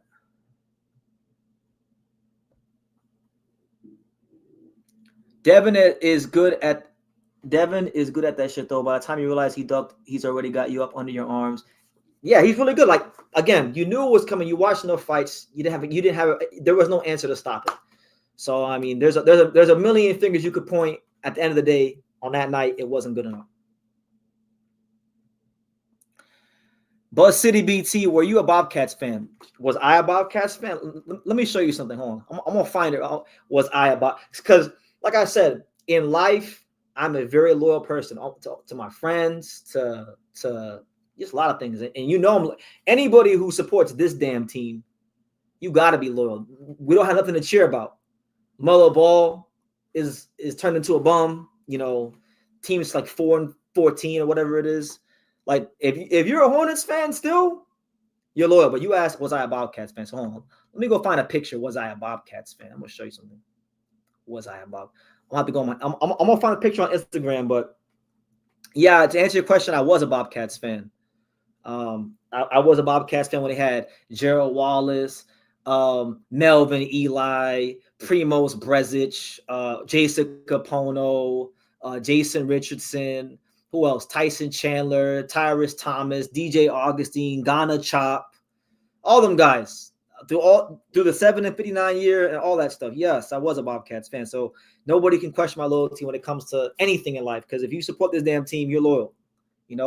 I told my ex-girlfriend that one time. Like I told her one time, she was trying to question my loyalty, and I'm like, what are you talking about? My loyalty? I'm a freaking Charlotte Bobcat. I was a Charlotte Bobcats fan. Don't ever question my loyalty. Who do you think you're talking to? Hold on. I'm gonna find this picture because I want to answer this question. Shout out to everybody here. It's your boy BT. Happy Thanksgiving to everybody out there. If you're on the East Coast, Thanksgiving will be over in 15 minutes. If you're on the West Coast, you still got a couple more hours to enjoy your turkey, to enjoy your stuffing, to enjoy your cornbread. All those things are good, guys, but I'm a pumpkin pie guy. I don't really care about nothing else on Thanksgiving. Just show me the pumpkin pie and we good. So that's like the only food. That's the only food on Thanksgiving that I look forward to is the pumpkin pie. But hold on, I gotta find this picture on my Instagram. I'm scrolling all the way down because I want to answer my man's question right here. He said, "Was I a Bobcats fan?" I'm gonna show you how much of a Bobcats fan I was. You're gonna be befuddled when I show you. Hold on, I got a lot of pictures on Instagram. So I got to scroll all the way down to the very, very, very last picture because it's one of the first pictures I ever posted on Instagram. It's way down there. But yeah, man, make sure y'all give Devin Haney his flowers. That's the problem with this world. People get proven wrong, and they're too miserable to just be humble. At the end of the day, it's just boxing. If you get it right, cool. If you get it wrong, it is what it is. Let me see where we at. Hold on 1 second, guys. I gotta answer this question because I'm trying to prove a point here. Damn, I got too many pictures on Instagram. I got like 500 posts. I gotta scroll all the way to the bottom. By the way, guys, this weekend we got I'm not sure. I'm probably not gonna go live for it, but Ben Whitaker's fighting this weekend. It's his first fight under Matchroom, so we'll see how Ben Whitaker looks. He's very big name in British boxing. He's a guy that he listen. I like Ben Whitaker. I actually met Ben Whitaker. I had a chance to meet Ben Whitaker back in, what was it, 2023, early 2023, when he was out there with Sugar Hill Stewart at Delray Beach Boxing in South Florida. And Ben Whitaker, super confident guy, and he was super confident when I met him, super cool when I met him. Same thing now. Like, he's talking about he want to fight Dave Benavidez. What do you guys think about that? What do you guys think about Ben Whitaker against Dave Benavidez? I feel like I'm Dave Benavidez, I would take that fight because he has a big British fan base. You beat him, you get a crazy British fan base. Okay, so I finally found the picture. I was looking for. My man Next Gen wants to know, was I a Bobcats fan? Now look, this is from my Instagram. Look, I'm gonna show you. This picture right here, I don't know if you can see it. Look, so this is a picture from like 2000 and I'm gonna say 2008 or 2009. That's my boy Juan Pablo. He's a Heat fan, and unfortunately, I was a Bobcats fan. And that's a Raymond Felton jersey. So yes, unfortunately, yes, I was a Bobcats fan. Yeah. I used to like the Hornets and the Heat, but then when LeBron came to the Heat, everyone was like, well, BT, you can't like the Heat and the Hornets, right? Or the Bobcats. And at the time, I used to be a big LeBron hater. I don't really care for LeBron. I mean, he's a great player, but I'm not really as emotionally invested in basketball anymore, but I used to be a big LeBron hater. So I said, forget all that. I want to be a Charlotte fan just because I hated on LeBron. And yeah, it's been pain, but that's my that's my proof. That's my receipt. So to answer your question. But anyway, let me get back to boxing, guys. I got to get back to boxing. And I agree with you. I'm not saying Junior should get rid of his pops entirety. It just wouldn't hurt to add some new pieces to the team. That's what I'm saying. Like, he could still be an active voice. We've seen it many times in boxing. It's not a bad thing, to add someone to the team.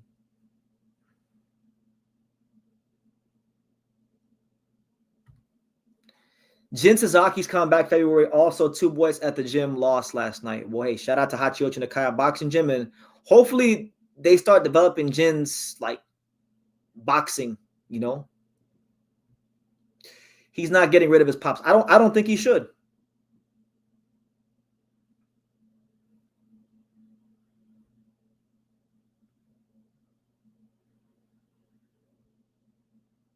Yo, did you know about the stuff about Troy Isley? Apparently, like, he threatened to kill his own girlfriend, and it was voice recorded and everything.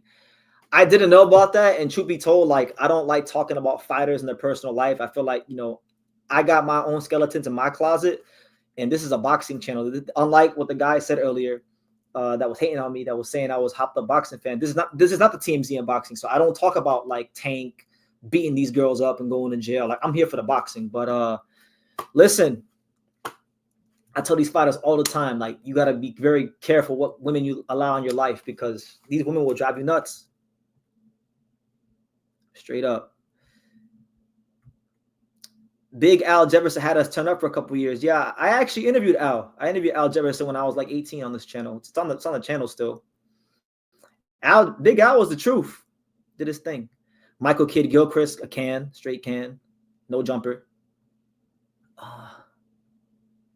My man right here said, I got exposed as well. That's what I'm saying.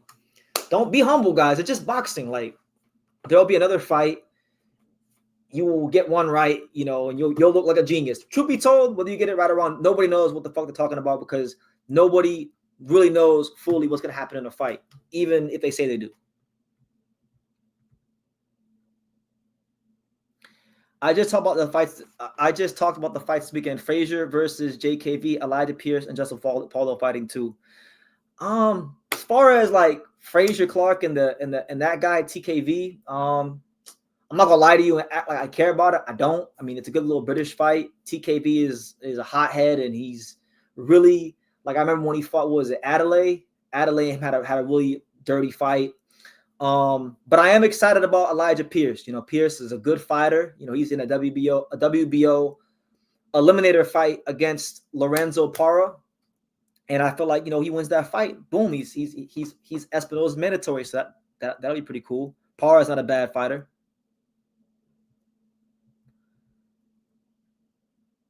I didn't watch his fight, but yeah, I heard about it. Scooter Davis is a good fighter. I actually saw Scooter. I saw him fight on the Tank Roach undercard. Really fun fighter. You know what I'm saying? So, hold on, guys. I'm getting off track. I had other talking points I wanted to run through, and then I got off track, trying to prove a point about my own loyalty towards this sorry-ass basketball team, right? But that being said, what's next? What did I want to talk about? I wanted to talk about this because there's been a lot of talking from the other side of the pond, the power brokers that and the big names from the other side of the pond. You had Eddie Hearn, who always talks. He's a world-class talker. And you have Conor Ben, wolfing about Devin Haney. Now, look, you guys know I'm no Devin Haney fanboy. He's not close to my favorite fighter.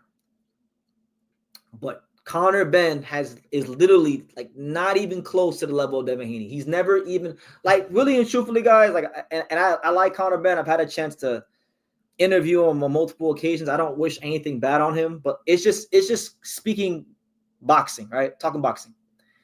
Conor Ben has never won a Southern area title.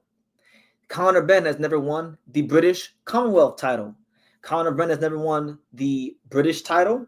Conor Ben has never won the European title. He's a trinketless fighter who, yes, he's exciting. Yes, early in his career, he was getting a lot of cool knockouts, but those got called into question because he tested positive for some things that shouldn't have been in his system. And I know it affected him a lot. I know that Conor Ben went through his own personal demons. And I know life was really kicking his ass because, like I told you guys in another live, I saw Conor Ben the day after he fought Pistol Pete Dobson. And my boy Johnny prayed for him in the lobby of the Cosmopolitan because he was expressing some things that he was going through at the time. So I know he's been through some shit, and I as a person, as a human being, I love Conor Ben. But what happened to him, we can't erase history, and we can't sit here and act like he is on that level. And truth be told, we shouldn't even really be acting like he's a welterweight because he hasn't fought at welterweight in, like, what has it been, 3 years? All right, so anyway, let's go to screen share. Make sure y'all smash that like button. We here. Happy Thanksgiving. True school. If your holidays aren't that great right now, if you're depressed, True School is here, giving y'all that world-class boxing talk. Now, where is it? Where's the rubbish? Where's the madness from Eddie Hearn? So look, this is what Eddie Hearn said about Devin Haney. He said, and I quote, "I didn't find that exciting to watch. Devin is a hell of a fighter, and he's tough to beat at the moment. But I just don't think he's very good to watch," right? So he's saying Devin Haney's boring, right?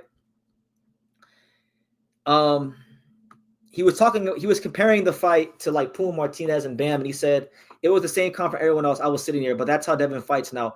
I think Devin up at 147 is a lot more powerful and dangerous than he thinks he is. No one was hurt badly, and he was actually hurt and buzzed a few times. So for me, Devin could step on the gas there and stop him, right? And that's what it is. And then he said he could have stopped Brian Noman and looked sensational. What he did was be smart in there and get behind the jab. There was a lot of holding. I was watching as a fan, and I found it pretty boring. Now, look, again, them last 6 rounds were not. I'll agree with Eddie Hearn on the last 6 rounds. I wasn't personally, like, that entertained by the last 6 rounds, but I'm not a hater. Like, Devin Haney is fighting a very strong puncher that you cannot just go on there and aimlessly exchange with Brian Noman Jr. I'm sorry. And Brian Noman Jr., he didn't lose this fight for a lack of trying. He made an adjustment. He was able to, win around here, win around there in the second half. But ultimately, it was the IQ of Devin Haney and the poise of Devin Haney that was the difference in the second half of the fight. Because if let's just say, right, if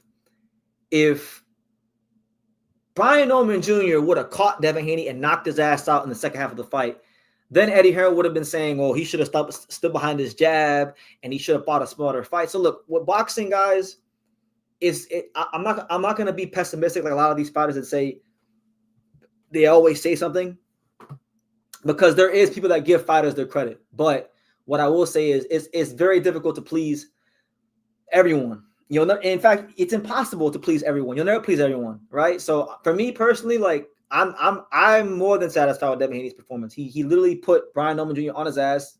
He had Brian Inoue Jr. a little gun shy there for a couple rounds, and to me, it was a performance that was worthy of putting him back on the pound list. So look, Eddie Hearn is being a hypocrite because when Devin was his fighter, I remember very clearly when Devin first fought Antonio Moran at the MGM in Maryland, and he knocked him out. And I remember in the post-fight interview, Eddie Hearn literally said, if Devin Haney was from the UK, the whole country would be behind him. Like, he's such an amazing talent. He's a national treasure for American boxing.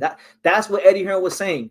But because Devin is not with Eddie Hearn anymore, now it's considered boring. Now it's, now he's gonna talk shit about it. So I just don't think it's fair. I don't think it's fair to Devin. I think, you could have your preference, but like, listen, man, Devin Haney has went through a lot of shit from people like me in the media and many people out there questioning him, and he went out there and he shut all of us up. So when a fighter does that, humble yourself. The Bible says, humble yourself and you shall be exalted. So Eddie, humble yourself. That's what it is. Now look, Conor Benn, again, I reiterate, Conor Benn was running his mouth, flapping his gums, and talking about how basically, Devin Haney's boring and he'll do this and that to Devin Haney. And Devin Haney had some choice words for Conor Benn. He said, and I quote, "He is Eddie's little puppet. Eddie is his master. He does what Eddie wants him to do. Conor Benn hasn't accomplished anywhere near what I've accomplished, and I'm younger than Conor Benn.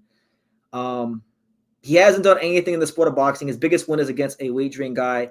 He had the rematch to get a win, and that is a fact. That is a fact. And just to keep it all the way a spade about Conor Benn, because a lot of people may say, well, BT, that's a big fight. And to that I would say, well, it's a big fight if it's over there in the UK, because I'm going to tell you guys this right now. That ain't no big fight here in America. Like, I was there. I was one of the very few people that were there on that faithful, what was it, like a Saturday afternoon or Friday afternoon? I can't even remember what day it was, but when Conor Benn fought Pistol Pete Dobson at the Cosmopolitan last year, it was damn near like a Your Call show in America. I mean, it was very, very, the crowd was very sparse. The majority of the crowd that was there was actually, believe it or not, wasn't there to see Conor Benn or Pistol Pete Dobson. The majority of the crowd there was there to see the Romford Bull, Johnny Fisher. It was Johnny Fisher's Romford Bull army that actually sold a lot of tickets that day. If you remove everybody that was there for Johnny Fisher, oh my God, it would have been one of the smallest crowds ever. It was already a small crowd to begin with. So I'm saying that not to put down Conor Benn or Pete Dobson. I'm saying that to illustrate that Conor Benn is not no big star in America, and that fight is not a big fight in America. And on top of that, Conor Benn, I don't think deserves to fight Devin Haney. Really and truly, he does not deserve to fight Devin Haney. Like, you haven't been a welterweight in 3 years. You haven't fought anybody in the welterweight division in 3 years. Go fight someone in the top 15. Go fight a Giashov. Go fight Stanianis. Go fight Brian Norman Jr. Go fight Brian Norman Jr. Go fight the guy that was champion that Devin beat, and show the world how a British warrior handles a guy like Brian Norman Jr. And then, if you could beat one of those guys, then I feel like, okay, now you're a legitimate welterweight again, and you could fight Devin Haney. But like Devin Haney, listen, Devin Haney, I'm no massive Devin Haney fan, but listen, Devin Haney is quite literally like galaxies above Conor Benn, and people have made a lot of jokes about Devin Haney not having a knockout for a long time. Let them fight. That's going to be his first knockout since Moran. That's going to be his first knockout since Kawhi Leonard was on the Raptors. Straight up. What do you guys think? You guys think Ben Haney is a competitive fight? I don't.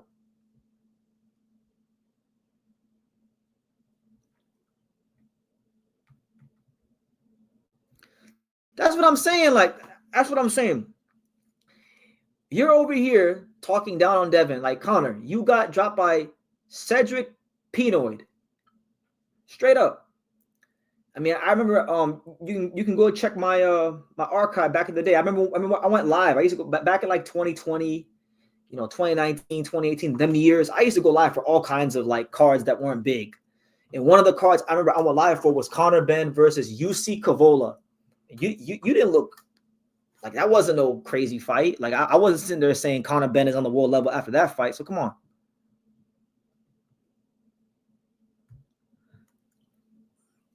BT, if like after Noakes, Abdullah, BT, after Noakes, Abdullah is America. Americans should start looking at prospects in the UK as much as Americans because the relatively unknown prospect almost beat the considered best prospect. Well, look, anybody who took the time and the effort to go just do a little research on Sam Noakes, you knew it wasn't going to be no easy fight for Abdullah. And guess what? Not only was it not an easy fight for Abdullah, it was hands down the best fight on the whole card. It was the best fight on the whole card and one of the best. Honestly, I'm going to give that fight its flowers. I think it's one of the best world title fights I've ever seen because it had everything. It had everything. You know, I think like that's a fight to me that if you show it to someone like this, like that fight is boxing. Like that's two fighters right there really doing a service to the sport of boxing. As far as British boxing, right now, I think British boxing's in a weak period. You know, they only have two champions. They have Lewis Crocker and Nick Paul. That's it.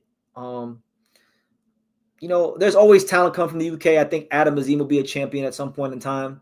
But, you know, they're not the Americans, you know, and they're not the Mexicans. But, you know, the British boxing's always like, you know, it's top 5 in boxing. I'll say that.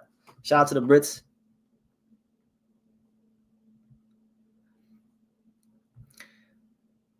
Brian will be back. He's still, in my opinion, the second best welterweight at 147 skill-wise, but I do worry about his chin. He seems very chinny. Yeah, that's a fair point. That's a fair point. Like, he got hurt by Cuevas in the first round, right? He got dropped by Janelson Bocachica, right?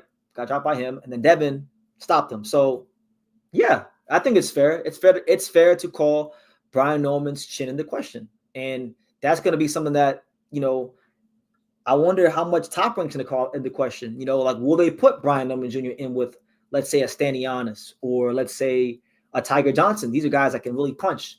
Yes, it's like Tiger's got more of that sharp, snappy power, and Stanianis has more of the heavy thudding power. But either way, both them guys is punching like that. So I'm curious to see, like, Brian's next fight. Does he get put in with a puncher?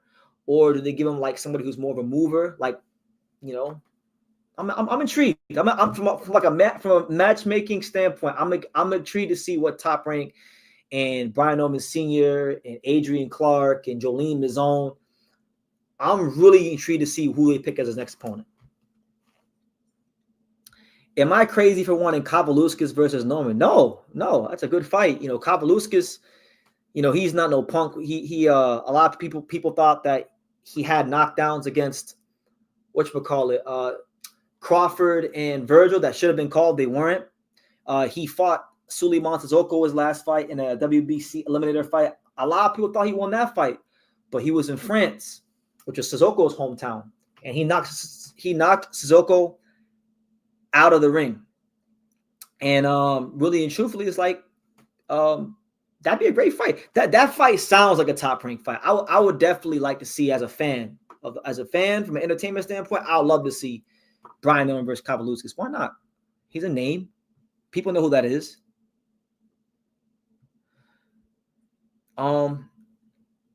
Santiago was punching B and he didn't falter. I agree. Like, I'm not trying to down Norman. I'm just making an observation. Cuevas buckled him. Haney dropped him. Bocachica dropped him. So it's a common theme in these fights. And, you know, you'd be a fool to not at least acknowledge it. You know, you'd be a fool to not, and you'd be intellectually dishonest to not acknowledge it. Doesn't mean he can't beat a lot of these guys, because I think, you know, I'd favor him against the majority of the welterweights, if not all the guys in the top 10. But it's worth questioning. And listen, guys, that's the nature of the fight game. Like, you if a fighter shows a pattern in fights, it's gonna cause people to question them. Simple as that.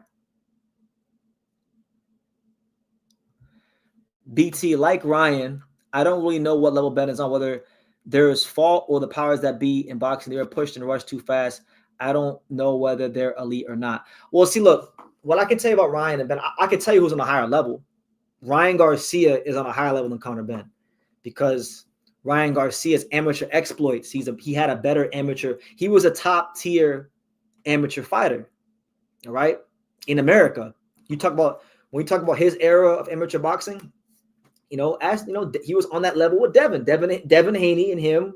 Devin was also one of the top amateurs. Devin Haney was before Devin Haney turned pro, a lot of people thought that he was going to be the guy that brought America a gold medal back, but he decided to take the professional route early, go to Mexico, right? But like Ryan and Devin had a rivalry, and Devin Haney was looked at to be the favorite to bring America back a gold medal, but Devin said, "Nah, forget all that. I'm gonna go to the pros, and I'm gonna get my career started early." So Ryan's amateur exploits tell you that. Ryan Garcia also, if we're just talking about it from a pure talent standpoint, he's a more explosive punch than Conor Benn, straight up. And he's like they're both limited. They both have their flaws. I think Conor Benn is more flawed because look, Conor Benn, he fought my boy Adrian Granados. Love Adrian Granados. That's my guy. I love Adrian Granados. But Adrian Granados is not a boxer. Like his style is not that of a guy that gets on his toes and circles the ring and boxes and moves. Adrian Granados is a volume puncher with his head on the center line, who really doesn't have good defense, which is why, you know, he lost a lot of fights that he probably would have won if he was a more educated, sophisticated defensive fighter. But you know, at Adrian Granados' best, on his best night, Adrian Granados is a B fighter. I think like when he was at 140, he was a B level fighter. Could have been a B plus if he would have got managed better. He might have developed into a B plus, right? Maybe when he was at 140. But really, you talk about him at 47, he was a C class fighter, right? That's my guy. That's being real, right? Because he just had a lot of flaws. Man, Granados, he got on his toes and he circled the ring. He boxed Conor Benn, and Conor Benn was frustrated. Conor Benn couldn't cut the ring off of Adrian Granados. He couldn't knock him out. And to me, right there, that right there will show you what level Conor Benn is on. But when Ryan Garcia fought the Javier Fortunas and guys like that of the world, what did he do to him? Sleeping them. So the answers are right there. The answers are already right there. The gayest fight in boxing is 1 month away. You're talking about Inoue and Picasso? Yeah, man. I'm not really excited for that fight, but you know what? I don't want to be negative. Like I'm just gonna take it as, you know what? At least I get to watch Inoue fight, even if it's against a part-time boxer. You know, we'll see. Maybe Picasso will prove me wrong, and he will come and he will give Inoue the fight of his life. But I doubt it. Sergio Mendoza versus Tangkok Simsiri. Who do I got? Ooh, good fight. Mendoza is one of the stronger guys down there at light flyweight. He's a guy. He's one of the most dangerous guys in that division. I think it'll be Simsiri. I don't think Simsiri is that good, to be honest with you. I feel like Simsiri and Christian Arnetta was one of the lowest level title fights I've seen in a while. Simsiri is just keeping that belt warm. Sergio Mendoza, Yugo Osaki, them kind of guys ranked in the IBF, they'll beat him to pieces, in my opinion. But we'll see. If Simsiri wins this fight, this is his chance to prove me wrong, because I think he's the weakest champion at light flyweight, you know? BT, hypothetically speaking, if they were to fight at 147 next, who would you favor, Haney or Hitchens? Ooh, that's a good question, man. I feel like Richardson Hitchens, he's got a masterful jab, and I feel like Hitchens might even have a better jab than Devin Haney, and that sounds crazy, but where I think Hitchens might come unstuck in that fight is the fact that I think Devin has a slightly more, actually, just he has a more diverse punch selection. I think Devin Haney has a better right hand. I think Devin Haney's jab can match Hitchens' jab. Devin, I will go with Devin in this fight.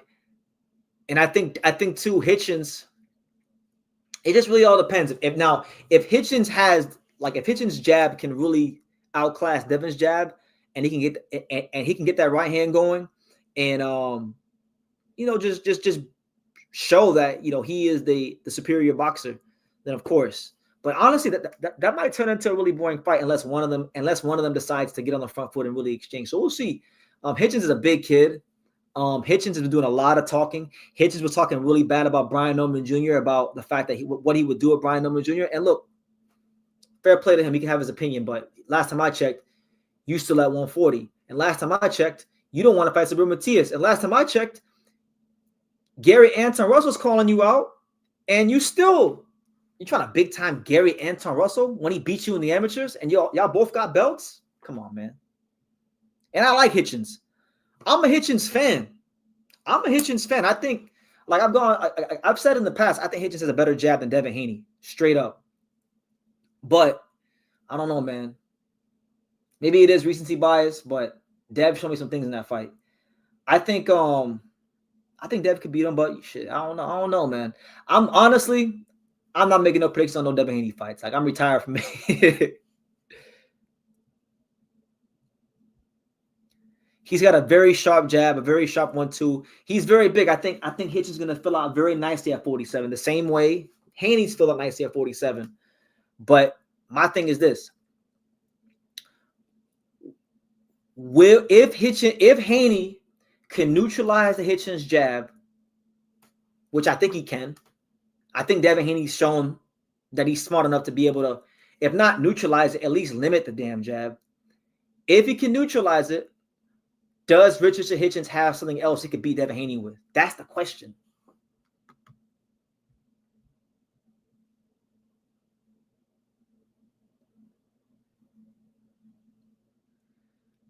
Maybe so. I mean, I think Hitchens fights. He does a great job fighting within himself, and I don't know, man.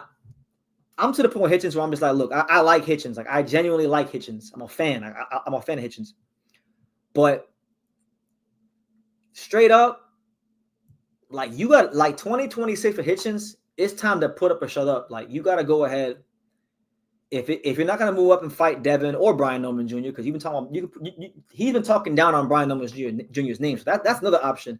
If Hitchens wants that smoke from Brian Norman Jr., he can come and get it, and we'll see if what he said about sparring is true or not. But okay, you got Brian Norman, you got Devin Haney, but if you don't want to come to 47, you already know there's only two fights. There's only two fights in the 140 division for Hitchens that are even worth talking about. We know number one is Subriel Matias, because he has been avoiding this fight like the plague for years, like as the challenger, as the mandatory, as the champion for years. He don't want to fight Matias. And I'm not trying to sit here and make Matias out to be a boogeyman, but I can't deny what these four eyes are seeing. Like, he's doesn't want to fight Matias. You know, makes every excuse to not want to fight Matias, right? But now he's trying to big time Gary Anton Russell, a guy that put hands on you in the amateurs and has a belt now. Like, okay, if you don't want to fight Matias because you feel like the risk ain't worth the reward, fine. But you're gonna big time Gary Anton Russell? Come on, man. Gary is more than worthy of an opponent.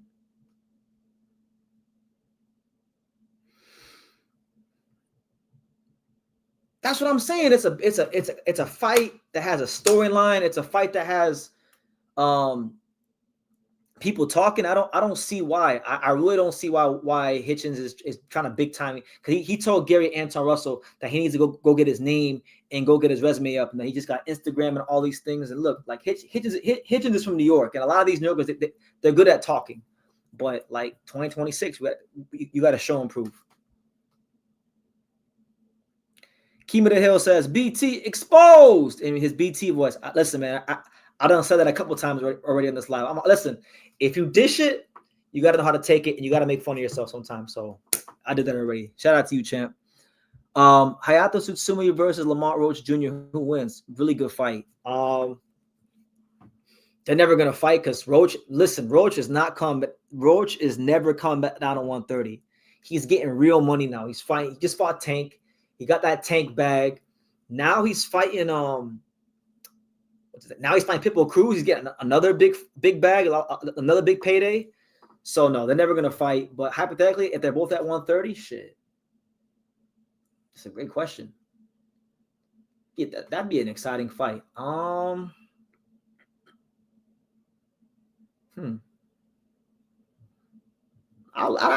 might actually stuff. I might go slightly with Roach.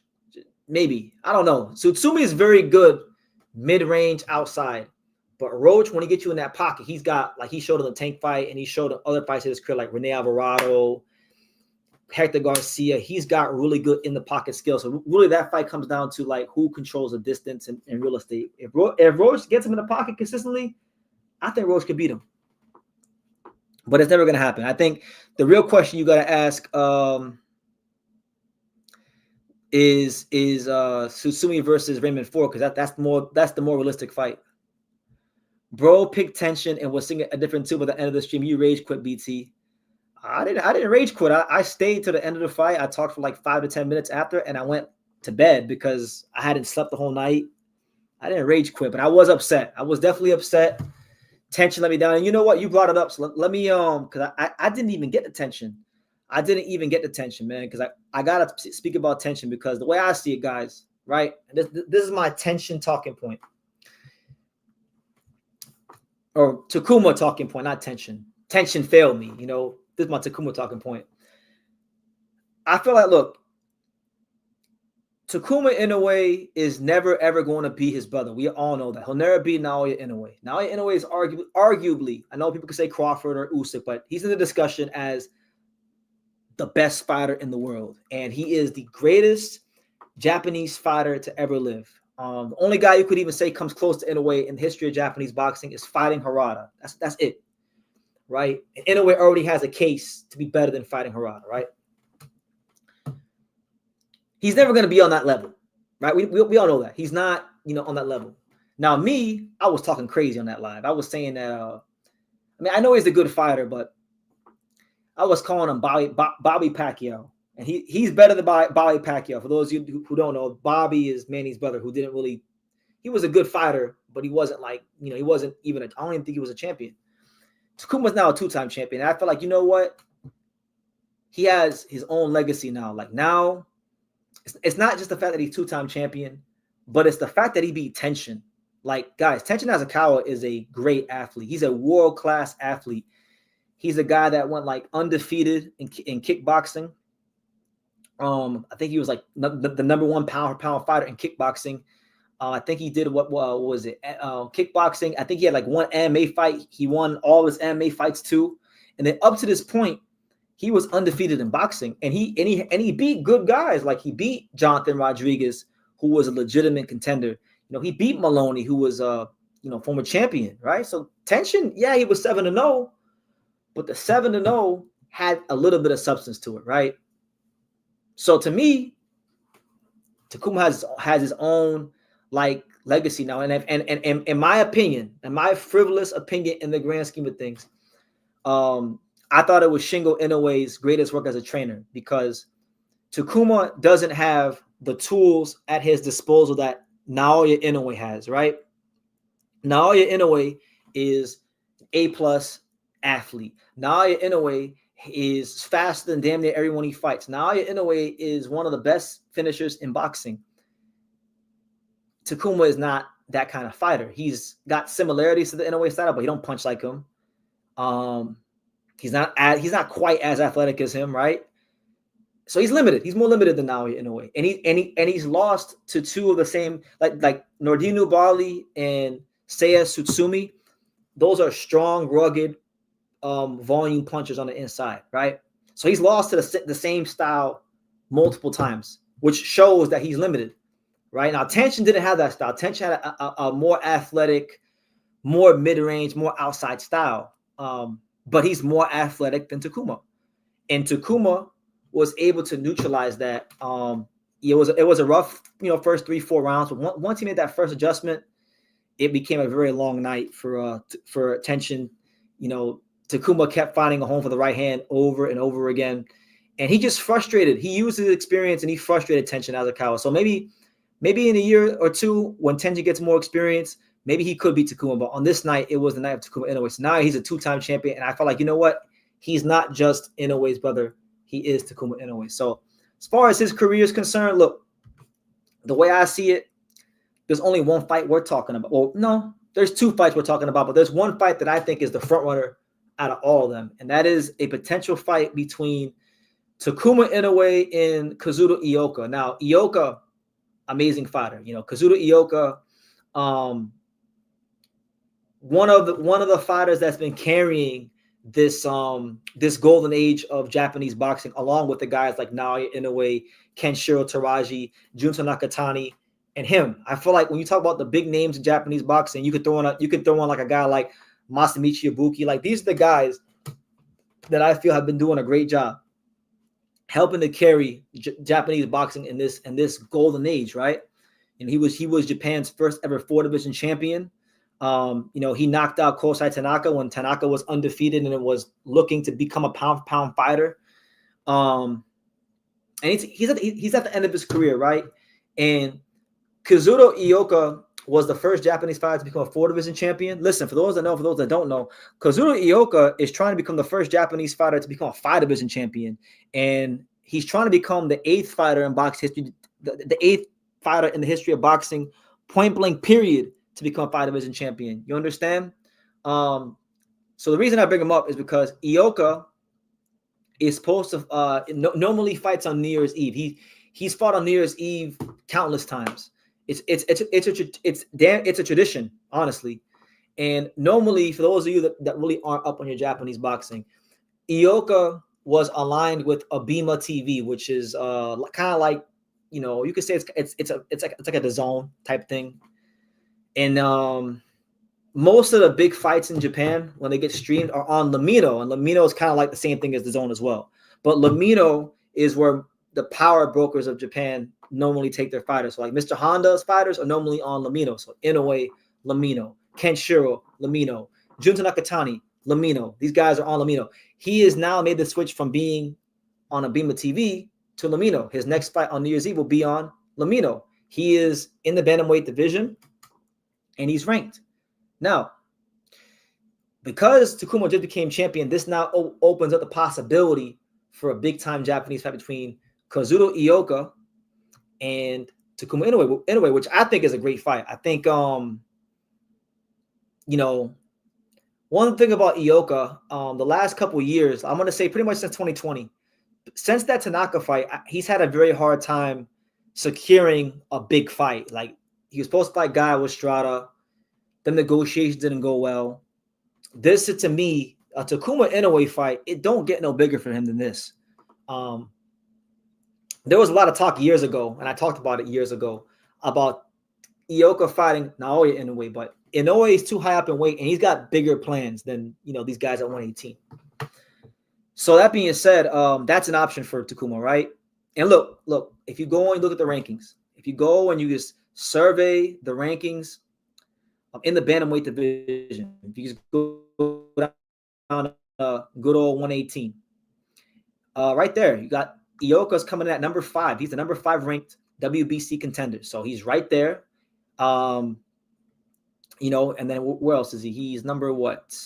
I know he's ranked he's number 11 in the IBF, and he's number 9 in the WBA. You understand? And he's not ranked in the WBO. So look, his highest ranking is the WBC belt. So the most realistic fight is the Takuma fight. I like the fight a lot. I feel like, you know what?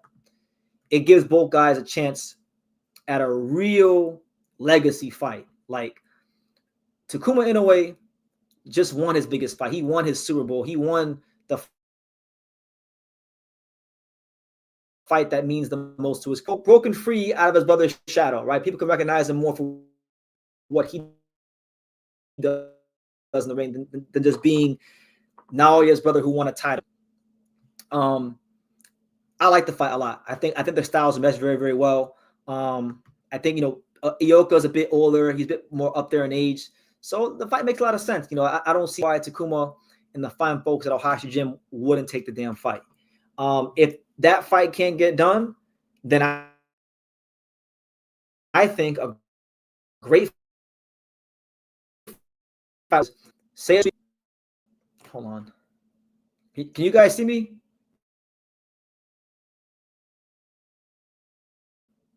The computer reason. Seiya Tsutsumi, right? I told y'all Seiya Tsutsumi was gonna beat the brakes off of Takuma Inoue. It was a bad style matchup for him, and I was right about that one. But Takuma and Seiya Tsutsumi would be a great fight because, again, there's a storyline there. Tsutsumi has always been the black sheep of Japanese boxing. They never allow him to really be great. Even when he beats Takuma, he still gets starved out of fighting these other guys, and I hate how they treat him. So maybe now that Takuma has won a big fight, maybe Sutsumi him could be a fight to look to. So listen, there's no shortage of fights. And then look, if Takuma really wants to take a risk, if you really want to take a risk, and you really want to see what Takuma is made out of this time, then you have that Mexican with Christian Medina with the WBO title, and he's no joke. Like, listen, I know he got like 4 losses. A lot of those came early on when he was in Mexico and he was young and he was a kid. He got better. He developed. He got his man strength. You seen what he did to Yoshiki Takei, all right? Dangerous dude. I feel like he might be the most dangerous man in the whole division. So listen, Takuma Inoue had a lot of great fights. I like this fight though as the front runner. Ioka versus Inoue to me would just do crazy numbers, because you got Ioka, who in his own right, Kazuto Ioka in his own right is a star in Japan. Like, the guy has done something that few Japanese fighters can do. He's been able to build a very lucrative, successful career for himself, not really being under the Mr. Honda umbrella, right? That's why he didn't get a lot of those fights with Romo Gonzalez and Naoya Inoue and Gaio Estrada. But he's that big of a star to where he didn't need Mr. Honda. He could operate on his own and make money and still be in big fights and do his thing. But now he's under that umbrella, and now they can do this fight. And you're talking about Takuma Inoue, the Inoue name. I mean, the fight sells itself as far as I'm concerned. You would have Takuma Inoue trying to, get the bit. In my opinion, Ioka is the best and most accomplished fighter he will have ever fought, right? And if Ioka wins, he becomes boxing's 8th 5-division champion and Japan's 1st 5-division champion. So the stakes are high. The fight sells itself. I really and truthfully don't see why that fight could have happened next.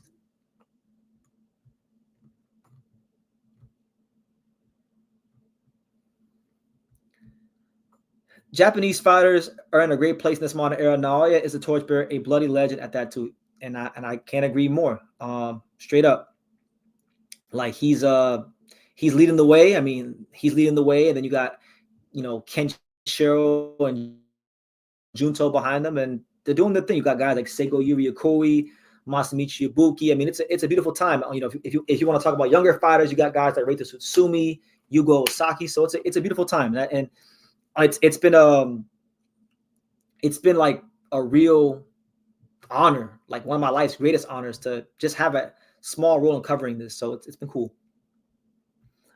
You look down at the dumps the last slide, BT. Are you feeling better today? Yeah, definitely. I've been doing things to get my health more in order, because as you get older, you can't be eating fast food and eating like you were when you were 20, because it starts to affect you. So I've been like, I'm actually now I'm back on the same exact meal plan I was on when I was in camp with Yugo Osaki, and I've been exercising. I've been taking my vitamin D3, my vitamin K. So we doing our thing.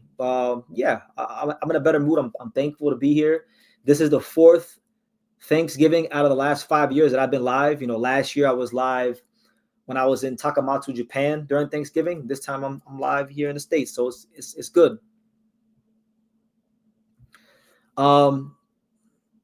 BT, were you impressed with Tomoya Suboi's performance? Also, is there any upcoming Japanese amateurs like Yuga Fujiki on your radar? That's a great question. As far as Tomoya Suboi, I have a video on that coming out soon. Tomoya Suboi is an exceptional fighter. I really feel like,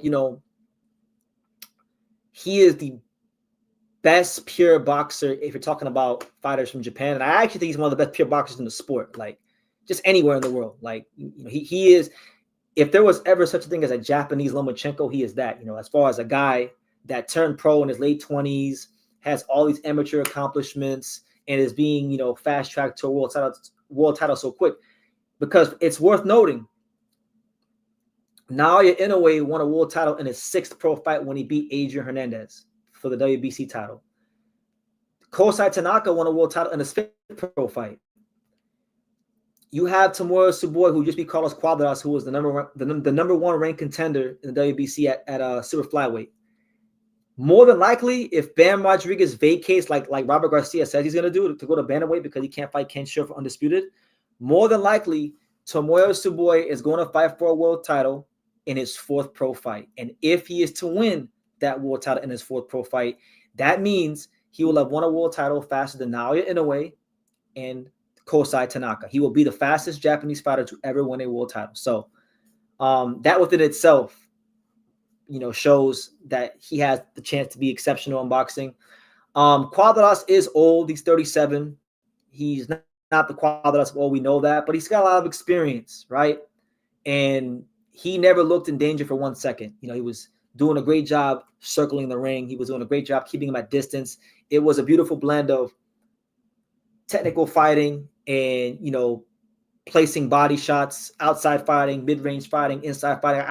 I would say it's a toss-up between him and Hayato Tsutsumi for who the best pure boxer in Japan is. But I would lean slightly towards Sugoi just because his amateur exploits are of the highest level. He's the only Japanese fighter to win a gold medal in the AIBA World Championships. And that's the highest thing you can win on the world level in the amateurs outside the Olympics. So there's that.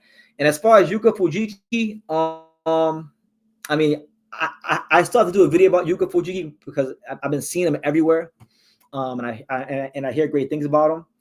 Right now, amateurs. I mean, I don't really know any amateurs like right now like that. Maybe when I go to Japan in March or April, whenever I'm going, because I'm going to Japan in March or April to start my coverage for the Inoue Nakatani fight. So if I come across anybody, I'll let you know. Right now, I don't have anybody.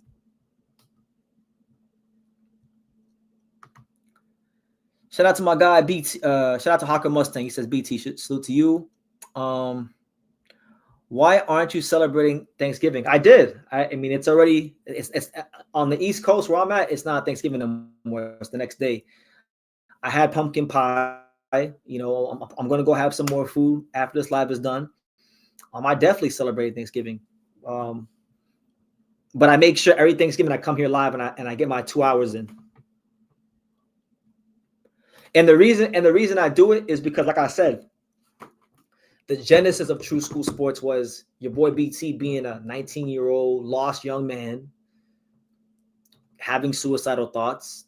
Almost, you know how that gets. If you've been there, went to Canino's boxing gym in Dania Beach, started training, really learned what the fight game was really about, what boxing was really about, fell in love with it, pivoted from reporting about basketball to boxing, and the rest is history. And, even before that, I was a big boxing fan when I was a kid. I watched Trinidad and Trinidad and Hopkins when I was a kid. That was the first fight I ever watched. Cotto and Clottey, all the Mayweather fights, all those great fighters. So I come here on Thanksgiving specifically because I know that there's someone out there watching this live, let's watch this live, that don't got family, that might need something to look forward to. So that's why I'm here. My boy Takuma came out to Falco Amadeus. Sheesh. That Takuma Tench fight may be a bigger Japanese boxing fan. Yeah, it was a great fight, and they did a great job promoting it. Is Angelo most likely fighting Alim? Not for. I mean, I don't want to speak because I ain't the manager. I'm part of the team. I ain't the manager. He has to fight Damani. He has a voluntary. That's who the team picked, right? He's gonna fight Damani. After that, we're gonna do our best to get a unification fight. So Espinoza fight is first on the priority list. If Espinoza doesn't want to fight or moves up or does what Stephen Fulton did by going to 130, shit. If he decides to move up, then we'll try Nick Ball. If we can't get Nick Ball, then we'll probably have to fight the mandatory. So he'll be there.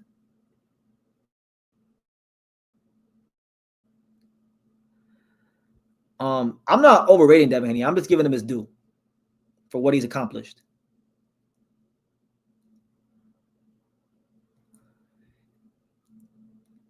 Let me see what we at right now. The welterweight division is as weak as it's ever been. Yeah, I mean, listen, it was weak. It wasn't a strong division even when Norman had the belt. Barrios is champion, and he's probably the worst champion in boxing right now. Like, and that's not even on some hating shit. That's just the truth. Like, he's had 2 defenses, they're both draws. There's nobody in boxing who has 2 defenses that are both draws. Like, he hasn't won a world title defense. So, objectively speaking, and the Pacquiao fight and Ramos fight were razor close. He could have lost either one of those fights. So, he's probably the worst champion, not just in the division, but in boxing right now, in any weight class. Lewis Crocker, good little fighter, wouldn't be nowhere near the top if the division was in a stronger place. And then Rolly, again, respect to beating Ryan, but I really hope we will get the Bernardo Lopez type. I really hope Leo will get Bernardo Lopez type resume for the title defense. What do you mean by that? Are you saying you're hoping that the version of him from that fight shows up? It really depends, man. It really depends on which Diamante shows up. Angelo can box, Angelo can punch. I mean, the Diamante team is very confident. I watched the interview they did recently, and they said they're coming to make a statement. So shit, when I hear that, that's like they're trying to come to New Mexico to knock him out. So I'm looking very forward to going to camp very shortly. If Oscar De La Hoya was in his prime, he would be the undisputed welterweight champion today. Probably. Oscar would have did his thing in this weight class. Would Roach or Shakur stay at 140 and fight Matias?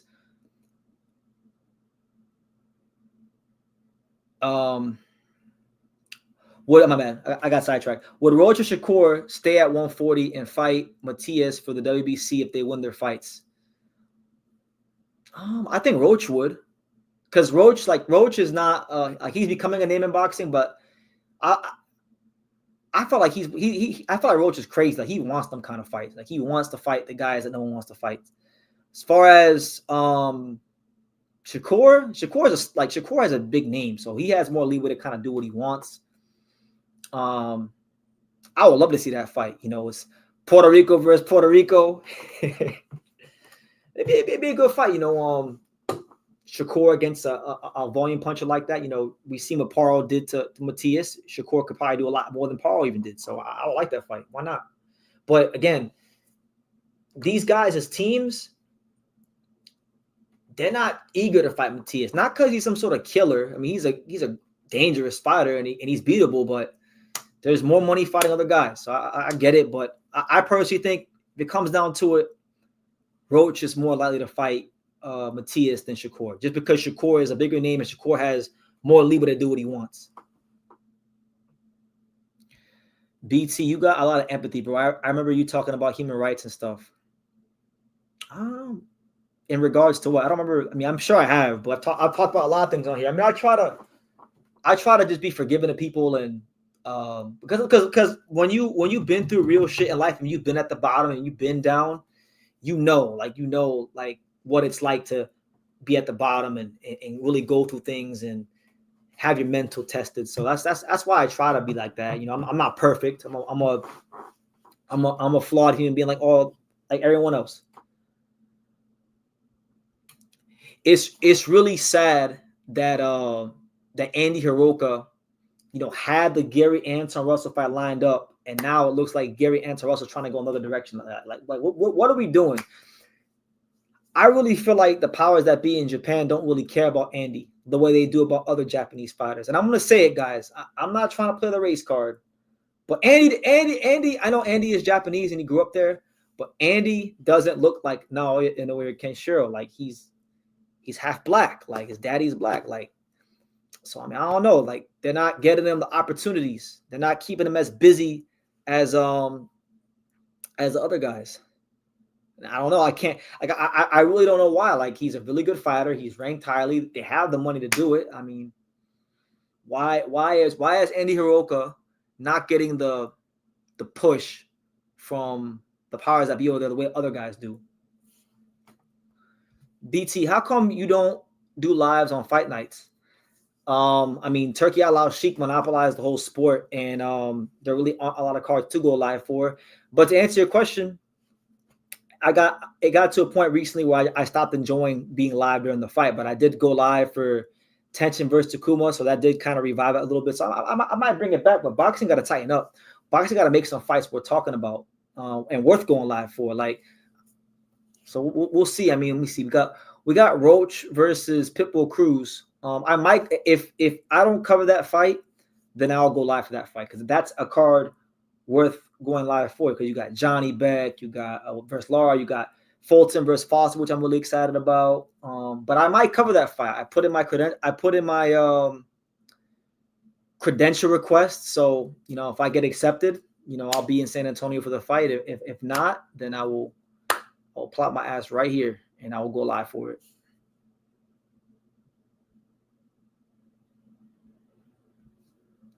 Shit, he might do it. I think he would. They're saying that Russell versus Hiroka is going to be on the Rolly Pacquiao card. Well, okay. Well, as long as Andy Hiroka gets his world title shot to prove what he can do on that level, then good, because he's been waiting for a long time. And I really feel in my heart of hearts that the powers that be in Japan, they don't really care for Andy the way they do other guys. They don't. It's the truth. Like, even Jin, even with Jin Sasaki, right? Like, I like Jin. Jin's probably one of my favorite fighters from Japan. But Jin, I feel like when it came time to get Jin the world title fight with Brian Norman Jr., they was willing to pay money to get Brian Norman, the champion, to come to Japan. Why haven't they done that with Gary Anton Russell? How come they didn't pay Gary Anton Russell the same way they did Brian Norman? I mean, it's a fair question, right? Andy knocked out Jin. Andy's a better fighter than Jin. Andy's at a higher level than Jin, but Andy's not getting the same treatment as Jin, and that's just calling a spade a spade. What about Jin Sasaki versus Rohan Polanco, BT? Listen, man, I think Rohan Polanco right now will beat Jin. I mean, Jin will have a puncher's chance against a lot of guys because he lets the leather fly and he can punch, but Jin will got a great chin. Jin is very sloppy, and I think Jin, and like I said many times, Jin needs to get better at sparring and really make that decision of like, look, I'm gonna really, really go all the way in and get better looks in sparring consistently, not just sparring the guys in Japan, but getting better at sparring. I really think Jin should be in America. Or if you're not in America, then the gym over there should be getting as much funding as possible from Ohashi Gym or whoever, Mr. Honda, to get the top welterweight sparring partners to come to Hachiochi to spar him. That's what I think. But right now, Polanco beats Jin for sure.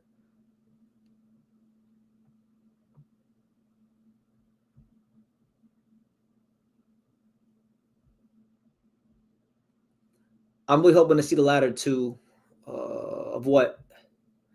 Do you think Ben Whitaker will stop Gavazi? I'll be honest with you. I haven't even done no homework on the fight, so I don't want to comment on it. But Ben Whitaker needs to really prove that he's the talent that a lot of people think he is.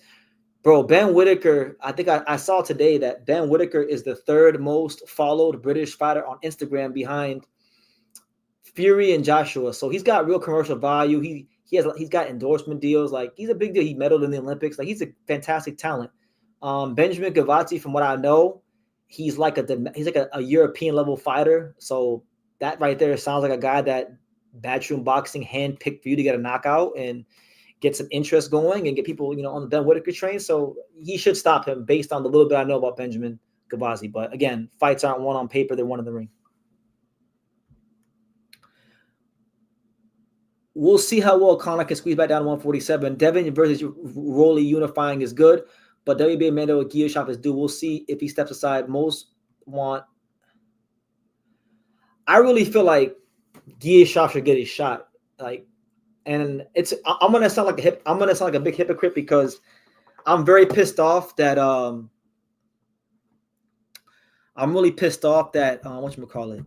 Andrew Maloney is getting in the way of Kenshiro versus Bam, because for those that don't know, Kenshiro and Bam won't fight each other next because Andrew Maloney is the mandatory, and apparently an exemption has already been granted. So the winner of Kenshiro versus Robaldo Garcia have to fight Maloney next, unless Robert Garcia, Mr. Honda, and Eddie Hearn can find a way to get Maloney to step aside, right?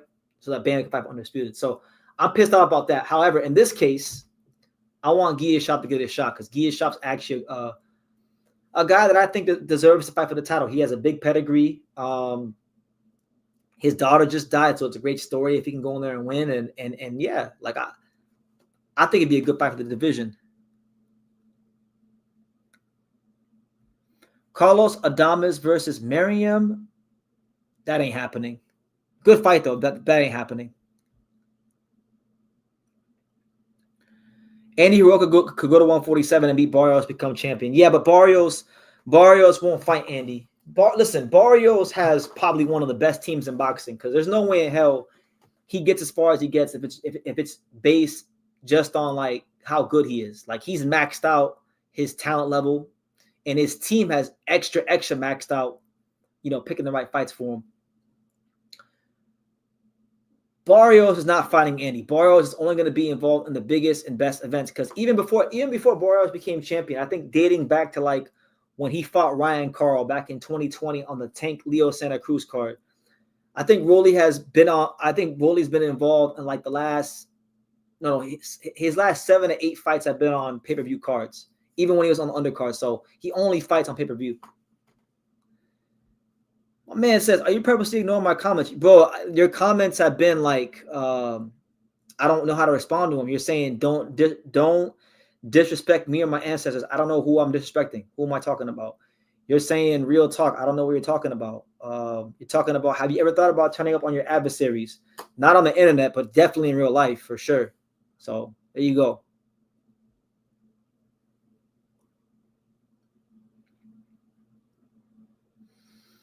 Only if he can't make the weight. I mean, if he can't make the weight, I think if he can still make the weight, if he beats Kelly, then the best thing he can do is stay at 54 because it's loaded with potential big fights and things like that. So, you know, I think Bakram against, like, you know, I really want to see Bakram versus Boots. Really, like Boots versus Bakram is a fight that I've been talking about since last year.